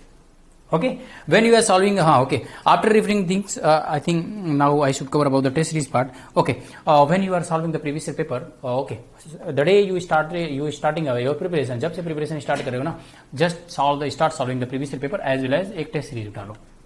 When you solving this test series, ये नहीं कि मेरे को कितने questions आ रहे हैं, कितने marks आ रहे हैं. No, please don't read, don't join the test series for mark oriented. Okay, it should be have knowledge and skill oriented. सिर्फ दो चीजें. फिर मैं बोल रहा हूं, नॉलेज आपको बुक से मिल जाएगी, स्किल आपको टेस्ट सीरीज से मिल जाएगी. This combo of those things, knowledge and skill oriented. Okay, so test series में क्वेश्चन आपने सॉल्व किया, कुछ क्वेश्चन हो सकते हैं आपके नहीं आएंगे, बहुत से नहीं आएंगे, 40 क्वेश्चन आपको आए, 60 क्वेश्चन नहीं आए, don't be disheartened, okay. It doesn't matter if you are solving the 40 questions of you I mean any test series, that means you are unable to clear, okay, you are not going to clear, no, it's a myth, okay. Be honest with you and solve those 60 questions. So don't solve those 40 questions which you already solved. You have an idea, you know about each and everything. Just refer those part which जो आपका questions incorrect हुए उसका explanation देखने का, ठीक है? क्योंकि ये टेस्ट सीरीज भी बनाते हैं, they are even also doing fantastic job. Those are making a test series. बहुत से उसमें एस्पिरेंट्स थे जिनका सिलेक्शन नहीं हुआ, लेकिन they have a lot of knowledge and skills, so they are helping you ना. So respect them. How do you respect them? Purchase करने से आप उनके नॉलेज को रिस्पेक्ट नहीं करोगे, तो आप मार्केट को रिस्पेक्ट कर रहे हो. Those are doing business, you are respecting them, but you are not respecting them. उनके एफर्ट को आप रिस्पेक्ट नहीं कर रहे हो. उनके एफर्ट को रिस्पेक्ट करना है, then thoroughly solve the test series. And if you are unable to solve the questions, then उसका जो एक्सप्लेनेशन होता है ना, उसको देखो. वो आपकी तरह कोई था जिसका नहीं हुआ या किस लोगों को हो गया, still they are helping you. Okay, it's not just about money, it's not just about market. I already told you, रोटी कपड़ा मकान, वो पैलियोलिथिक पुरापाषाण काल के समय भी वो नीड्स थी, आज भी वो जरूरत है. इससे कुछ बना नहीं. रोटी की डिफिनेशन बदल गई. लाइक आप में से कुछ लोग फास्ट फूड खाने लगे, आपकी डिफिनेशन से डिफरेंट. आज कुछ लोग बाजरा ही खा रहे हैं. आपके लिए कपड़ा, कुछ लोग आज भी वही कपड़े पहन रहे हैं सस्ते, कुछ लोग 5-6 हज़ार के कपड़े पहनते हैं और भी पहनते हैं, उनके लिए वो हो गया, चेंजेस हो गए. ऐसा मकान कोई झुग्गी झोपड़ी में रहता है, कोई विला में रहता है, लेकिन मकान तो सेम है ना. रोटी कपड़ा मकान 3 ही नीड्स है ना. Same way please they are doing a lot of efforts for you. Might be possible intentionally और unintentionally, they are even also doing business, but please respect them. They are doing business, but the business के साथ उनका ethics भी है. They are working hard for you. Okay, so सबसे पहले उसके explanation के देखो. जो क्वेश्चंस नहीं है, क्वेश्चंस मत देखो, कवर द टॉपिक. जो क्वेश्चंस नहीं है, क्वेश्चंस तो आप एक्सप्लेनेशन से देखो, but please went through, go back and NCERT basic books और वन और 2 जो आपके पास रेफरेंस बुक्स होंगे, उससे जाकर के आप क्या करो, टॉपिक कवर करो. It would be very easy for you. Next times I am damn sure कोई क्वेश्चंस गलत नहीं होंगे. ओके, लाइक जब when I start my preparation, when I start solving the questions, बहुत से क्वेश्चंस पार्ट होते थे मेरे गलत होते थे. सेम वे दूसरे तरीके से वही टॉपिक के क्वेश्चन आता गलत.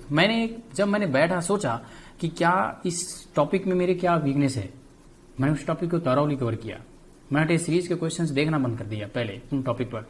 पढ़ने के बाद जब मैं फिर उस टेस्ट सीरीज के क्वेश्चंस कवर किए, being honest with you, 99% probability rate कोई भी टॉपिक से रिलेटेड, उस टॉपिक से रिलेटेड क्वेश्चन आते थे, आई एम डेम श्योर आगमन करके मैं उसको सॉल्व कर सकता था. It was a power of what, reference books का थॉरोली टॉपिक वाइज कवर करना. Okay, that is knowledge management and I executed.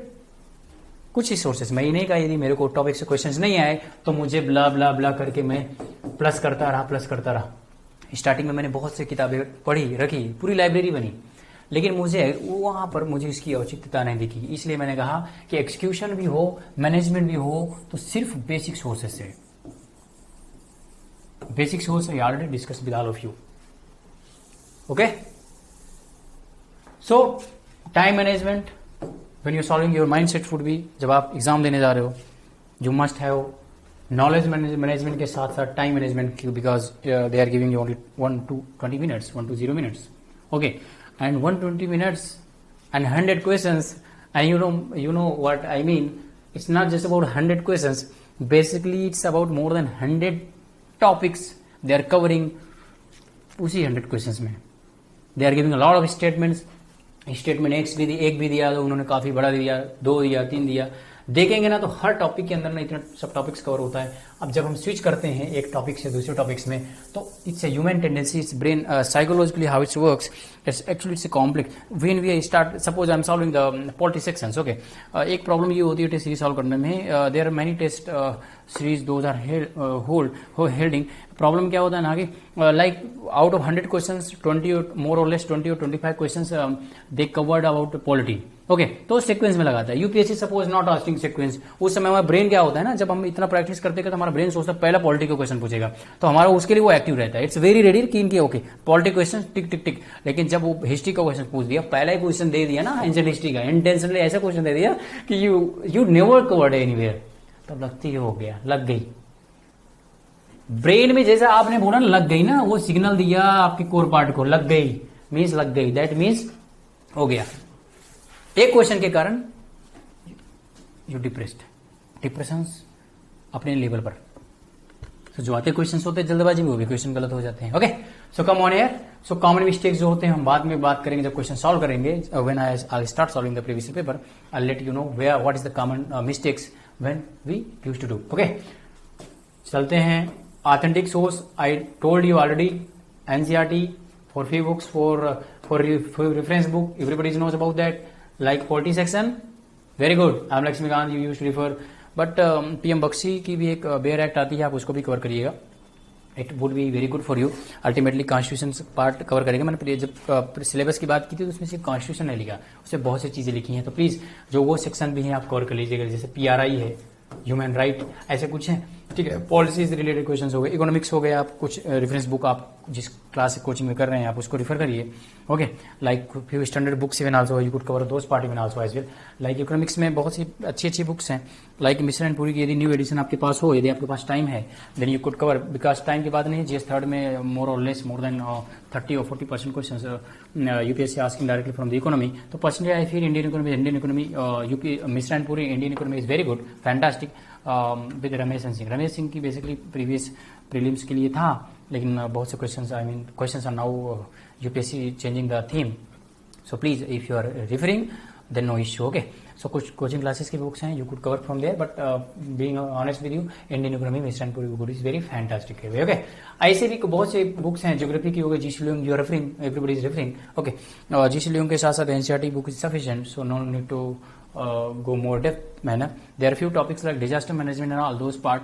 कुछ स्टैंडर्ड बुक्स सुविंदर सिंह और भी कुछ बुक्स हैं, कुछ ऑथर्स हैं, आप एक बार देख लीजिए उनके कुछ सेक्शन, यदि कोई दोस्त ज्योग्राफी ऑप्शनल हो तो उसकी कोचिंग नोट्स सिर्फ डिजास्टर मैनेजमेंट और उन चीजों को आप कवर कर सकते हैं। ओके, साइंस टेक में कहीं जाने की जरूरत नहीं है। 6 to 10 जस्ट एनसीईआरटी एंड जो टेक्नोलॉजी वाला पार्ट है, किसी भी कोचिंग मटेरियल्स या आपका खुद का एक गवर्नमेंट वेबसाइट या सोर्सेस, जब मैं प्रीवियस पेपर सॉल्व करूंगा तो जस्ट केयरफुली लिसन, उसमें आई लेट यू नो कि suppose science technology questions are coming, then which few websites are even also very fantastic. Okay, so ऐसे ही हैं अपने और भी चीजें कवर हो सकती हैं, so no need to worry about those part, just stick with your few reference book. Okay, newspaper is very important, that's what I'm saying, refer the newspaper every day, refer, और उसको रटने और उसको highlight करने की जरूरत है, highlight करो, लेकिन उसको काट करके रखने की जरूरत नहीं, because it's 365 days, it's a bundles of newspapers, you know, it would be collected in your room and it would be, I'm being honest, it would be very ये एक अजीब किस्म का एक प्रेशर क्रिएट हो जाएगा। I have lot of materials to refer, तो don't bother about those part, if you can make notes. Notes का मतलब ये नहीं है कि यू मेक नोट्स और फिर से आप न्यूज़पेपर जो लिखा है आपने न्यूज़पेपर एक अलग लिख दिया अपने कॉपी में। Okay, so just cover the topic theme, I told you ना, if you by audit the syllabus of the prelims as well mains, at least you would know about what the themes. Okay, like questions comes from the Asian infrastructure investment bank. Okay, ये जब news में था ना तो मोर और less the Hindu हो, Indian express हो या लोकल न्यूज पेपर्स भी हो ना सर, ये it's covered from everywhere. Okay, like बहुत से इकोनॉमिक्स टाइम्स की कुछ थी, उन्होंने बड़े अच्छे से एक छोटे से बॉक्स में उन्होंने बताया कि what is AIIB। The Hindu में कई न्यूज आर्टिकल्स आते ही रहते थे, उसमें अलग अलग एडिटोरियल्स के अपने अप्रोच दिए गए। तो सपोज वो थीम आपको लग रहा है ना, मैंने बताया था ना इन माय सेकंड लेक्चर कि how you recognize the theme को कैसे पहचाने। आई टोल्ड यू ना ऑलरेडी कि थीम को कैसे पहचाने है। मैंने क्या बताया, यदि consistently 3 or 4 times in editorial asking the same, दे अपने views, they are putting their views on same topics, okay, same theme, same materials, that mean same theme, okay, वो that's a theme, okay. So same way उन्होंने पूछा, तो जब आप cover करते हो तो आपको दिमाग में ये रहना था एडिटोरियल्स में कुड भी उन्होंने अपना भी अप्रोच दिया होता है, because they are research scholars and all, okay, they are many professors, those are many great dignitaries, तो स्वाभाविक सी बात है their knowledge depthness will be different because they are accepting the practical approach, but here we are just aspirant and giving the exam, we are preparing for exam, no need to be a research scholar or expert on that particular topic, okay। So just suppose AIB का topic था, तो बस basic फंडा ये समझना चाहिए था उस समय हमको, ये देखना कि what is AIB in short में, कितने मेंबर्स हैं, इंडिया का क्या सिचुएशन है, बस मैंने पहले बताया कोई भी चीज आप पढ़ो जस्ट कोरिलेट विद दैट कि इंडिया का क्या वहां इंटरेस्ट है, ओके, बस। और कुछ एक्स्ट्रा चीजें कुछ मिल जाए तो देख लो, यदि आपको लग रहा है कि इसमें कुछ नई चीजें आ सकती है, ठीक है, जैसा ये था आपका अलग सेक्शन में था, ठीक है, लाइक इन्होंने क्वेश्चन पूछा था कि पेट्रोलियम नेचुरल गैस से रिलेटेड, ऐसा ये भी सब हिंदू से पूछा, कहीं भी देखिए जितने भी करंट के आ रहे हैं हमें जो डराया जा रहा है ना, सब हिंदू से ही पूछा गया है, कहीं से बाहर नहीं पूछा गया, ठीक है।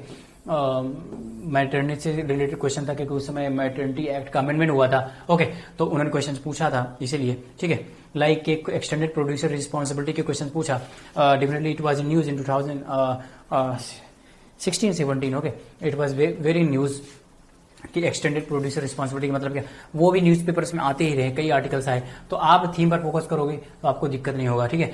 एक्सटेंडेड उसी समय रूल्स भी बना था जो 2016 में, अभी भी यदि अमेंडमेंट हुआ तो आप देखो, जब भी आप प्रीवियस पेपर कवर करना है, यदि आपको किसी भी चीज से वाटर से रिलेटेड, वाटर किसी भी एक्ट स्टैट्यूटरी से रिलेटेड क्वेश्चन मिल जाए तो आप एक बार ये देखिएगा कि is there any amendment after them, यदि कोई अमेंडमेंट है व्हाट इज एडिशन, कौन सी नई चीजें ऐड हुई है, deletion, as well as okay, as well as most important thing is that यदि उन्होंने कुछ डिलीट किया है या ऐड किया, सबसे इंपॉर्टेंट चीज क्या होती है उसमें, आप ये देखना कि उसमें क्या कोई कंट्रोवर्सी हुई किसी सेक्शन को लेकर के या किसी थीम को लेकर के, okay, so just focus on there on that part, no need to be a lawyer, okay, okay, no need to expert in law on that part, okay, so just if there is a e-management rules, okay, so just know about the basic things why e-management rules government passed, okay, and what is the importance of rules and how its impact on our daily life, day-to-day life, okay, and what the changes took place, okay, and after then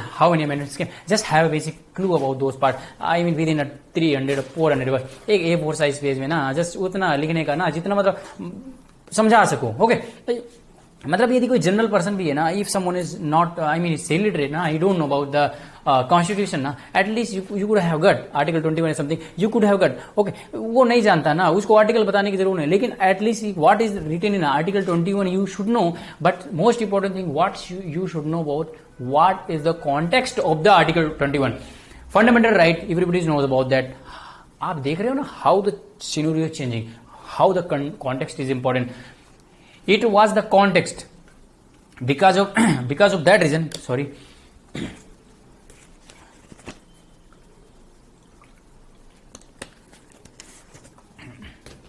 context is very important, okay, come back, okay, context is very important, it was a context, because of that reason honorable supreme court उन्होंने एक basic features का concept दिया, वो context यही तो था क्या, कहीं आपके कॉन्स्टिट्यूशन में लिखा था क्या, नहीं ना, बहुत सी चीजें ऐड कर रहे हैं, जैसे कई चीजें ऐड कर रहे हैं, राइट टू प्राइवेसी में क्या क्या चीजें आएंगी, वो चीजें देख रहे हैं ना, वो इसका जो एक पैरामीटर है वो बढ़ रहा है ना, लेकिन कॉन्टेक्स्ट सेम है ना, उन्होंने बेसिक फीचर्स की बात की, क्या है basic features of constitution, supreme court never defined, but still we know, एक गेस आप एक इमेजिनेशन करो, वो कॉन्टेक्स्ट था, that was very great context, that things comes from there, okay, so focus on that point कि कोई भी act है, कोई भी स्टैट्यूटरी प्रोविजंस है, कोई भी रूल्स है, या कोई भी जब हम हिस्ट्री पढ़ते हैं, कोई पार्टिकुलर डायनेस्टी, ओके, कोई particular rules, whatever you are reading, no matter either economic part, history, geography, just think about the context and then go through thoroughly, not very widely, thoroughly from your sources about the content, okay,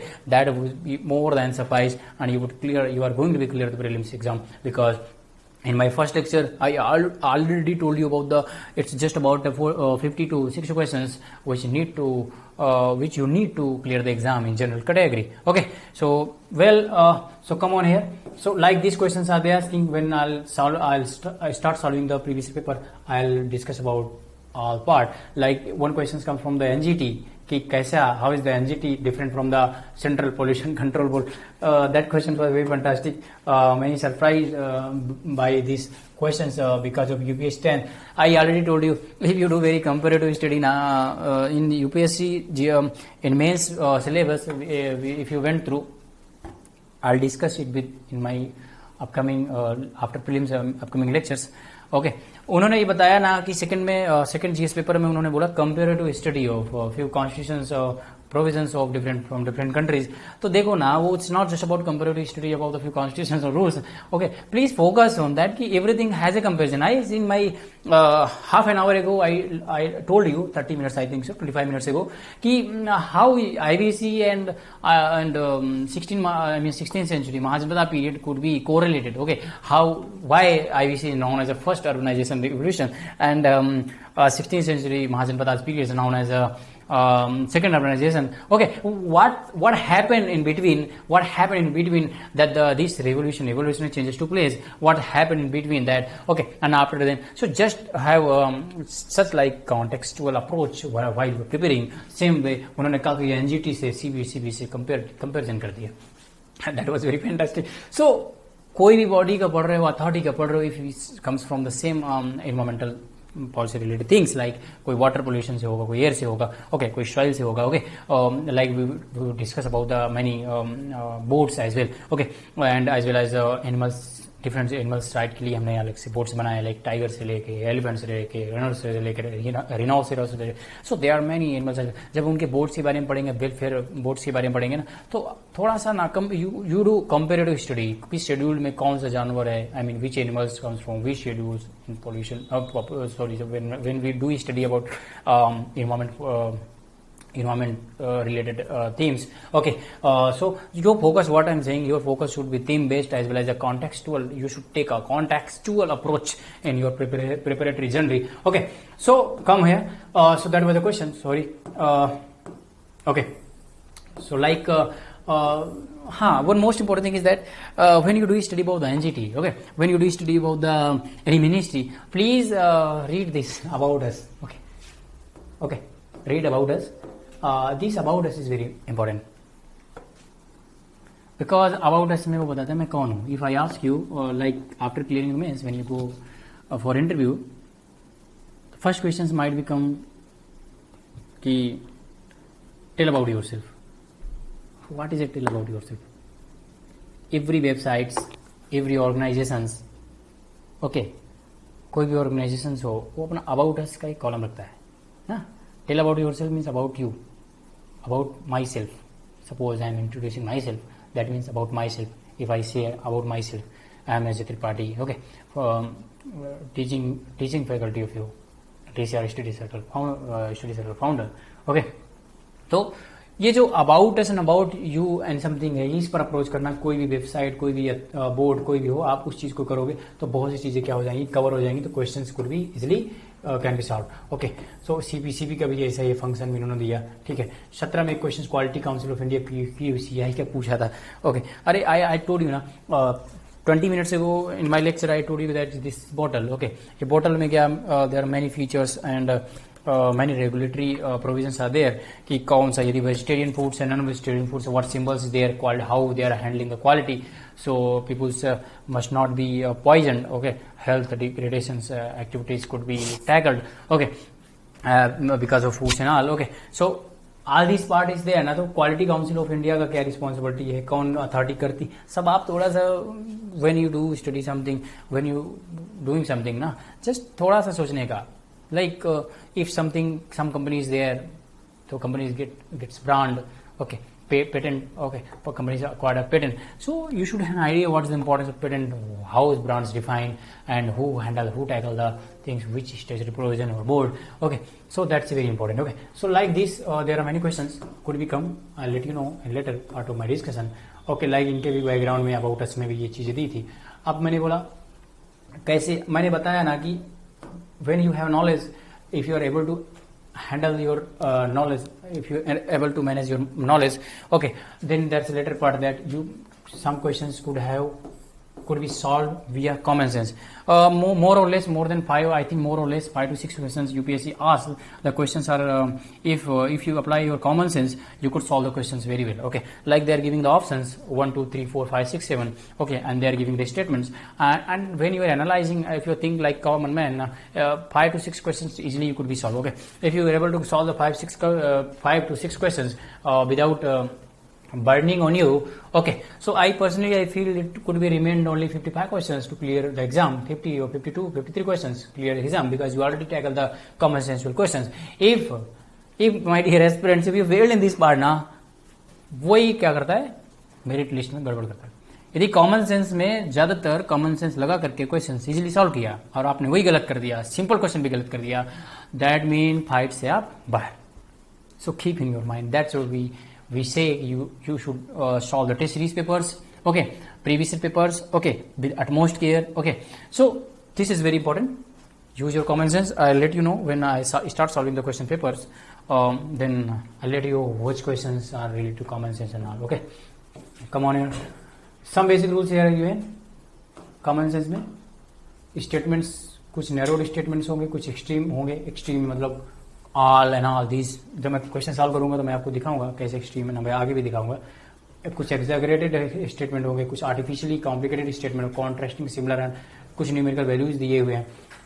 मोर और less UPSC ने hardly ask about the factual questions. Okay, so no need to worry about that. Factual से ज्यादा दिए इसका मतलब question गलत ही होगा. Like extreme में क्वेश्चन सिखाया था कि most of the India's external डेप्ट is over by the government entities. Okay, extreme आपको क्या लग रहा है? ऑल ऑफ इंडियाज एक्सटर्नल डेप्ट इज, आपको नहीं लग रहा ये एक्सट्रीम है? कैसे एक्सटर्नल डेप्ट डोमिनेटेड हो गई यूएस डॉलर से? ऐसे बहुत से क्वेश्चन होंगे एक्सट्रीम्स, उनको एक्सट्रीम बोलेंगे. ऐसे कुछ क्वेश्चन इसमें थे जैसे, ठीक है, हम इसके बारे में we will discuss about it later. Okay, so these are proof which I mentioning here. Okay, like Manipur Sankirtan, we know about that. Okay, art and culture की पार्ट है, we will discuss about it later. Okay, so like life of deeds of Lord Krishna, symbols are the only musical instrument. Okay, like इन्होंने क्या use किया word? Only.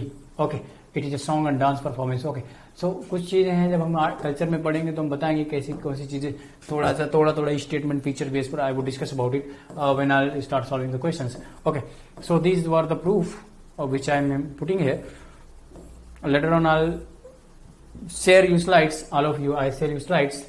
Okay, and contrasting words में like these types of problem is there, like does not have any member from outside the Asia, like these questions. It is the largest shareholders in AIB, India. AIB has more than 80 members nations. Okay, so questions are coming there. थोड़ा सा sensical part यदि logic लगाएं तो we could solve the questions. Okay, so these were the sections which I already authenticated. These are the questions. ये question मैं solve करने वाला हूँ in previous year paper में, तो I am not discussing about these questions. मेरे कहने का मतलब है कि how common sense even also could save you from cut off rate, because more than 5 to 6 questions each and every year they are asking from common sense. So no need to worry about that. If you are reading, I already told you, if you are reading your basic, you are very handy in your basic philosophy and very basic themes, which I told you with previous year and studying doing test series. I think so more than 1 year more than sufficient to clear this exam. Okay, so no need to worry. जो problem जिन लोगों का selection ना हुआ उसके कारण it's my own experience as well as my many friends those selected. The main problem is what you know, when we were in preparation we have very curiosity because of human emotions. We saying curiosity is that कि if something is question, some questions test series ask, when हमको लगता है ये questions मेरे को क्यों नहीं आया ना, हम ईगो में लेते हैं. हम उसको क्या करते हैं, जा करके गूगल में सर्च करते हैं, बहुत करते हैं, तो more than 1 hour 2 hour we use to waste our time. So that's not good ultimately, because whatever in test series the question asking does not matter, the question would be asked by the UPSC, because test series more और less 60% things are not saying irrelevant, but being honest UPSC से उससे कोई मतलब होता नहीं है. तो just have a contextual clear in this part. Okay, तो प्रीवियस ईयर पेपर के साथ साथ बेसिक बुक को कवर करना थोड़ा ज्यादा ही बेटर होगा. उसके बाद कुछ फंडामेंटल मिस्टेक्स हम लोग करते हैं, जैसे not including the state of the commercial bank. Okay, तो थोड़ा सा कंफ्यूजन होती है. ये fundamental, it's very fundamental. It's NCERT. In NCERT when you are referring ना, it's all these are given in NCERT. Okay, NCERT 12th microeconomics 12th की book. Okay, तो कौन सा इंक्लूड नहीं है समथिंग. ओके, इंडियन इकोनॉमी वाली book में भी there are few things cover. तो इट्स वेरी बेसिक थिंग्स. हाँ, तो जब हम डिस्कस करेंगे, हम लोग बात करेंगे, तो बहुत से ऐसे क्वेश्चन पॉलिटी से भी आए थे, लाइक मनी मल्टीप्लायर में बहुत क्वेश्चन गलती कर दी है लोगों ने, बल्कि वो बेसिक एनसीईआरटी बुक से ही कवर किया था। ओके, मतलब एनसीईआरटी बुक क्या बोलोगे, बेसिक आइडिया है जो हम लोग पढ़ते आ रहे हैं, जानते रहते, जैसे which article guide right to marry. अब बताओ, अब इन्होंने पूछ लिया वंस राइट टू मैरी। अब if you are not getting this things from your reference book, then it's your problem, because basic book you can persons of one choice, हाँ खुद की चॉइस लिबर्टी, वो आप देखो समझो आइडिया। मैंने बोला ना, you should correlate with each and every topics with each and other and have a contrast view about कि यदि आर्टिकल 19 है, 21 है, उनके आप 17 या 16 है, ओके 15 है, तो चीज़ों को क्या करो ना, थोड़ा सा मिक्सअप करो खिचड़ी पकाने का। If you are very good in khichdi पकाना ना, बेसिक कंसेप्ट जो basic feature concept Supreme Court judgment में आया केस भारती बनाम केस में, वो कैसे all judgments great judgment comes because Supreme Court is not just seeing any articles or part of the Constitution as it is, but it's taking a broader perspective. So please take a broader perspective of the UPSC syllabus as well as the previous paper. So it would be very easy for all of you and this preparation journey. Okay, like ये हो गया new word old word. So कुछ basic ideology questions थे इसमें। ओके, so I am covering like ये question था, 9th schedule was introduced in the constitution of India during the prime ministership law. Okay, every books we are reading 9th schedules कब आया, कौन सा basically which year, okay which amendment, okay, but no books I think so, कोई books बताता नहीं कौन सा president था, कौन सा प्राइम मिनिस्टर था। Okay, please when you are referring ना, just have broader perspective, broader outline on this part. Okay, so ये चीजें आप खुद से जोड़ सकते हो। Okay, so these are part, okay, like this question was there ki the president of India exercises power under the article 365 respect of particular state, then what? Okay, so these are very very general questions. Okay, so basic कहने का मतलब ये है ना कि आप जब चीजों को रिफर करो ना, तो basic you must know about the basic. Okay, so guys, dear students, so that was the end of the today's lecture. Okay, I covered 3 to 4 lectures. Tomorrow onwards it would be different new lectures where I would start solving the previous year paper with the same zeal and energy. So tomorrow we will meet. कल से हम मिलते हैं, कल से हमारी main journey start होती है when हम लोग we will start solving the previous year paper thoroughly. So thank you so much and bye bye, and study hard, but must have basic ideology about those all every part. So tomorrow let's meet. Thank you so much. Bye bye. Take care. Good night.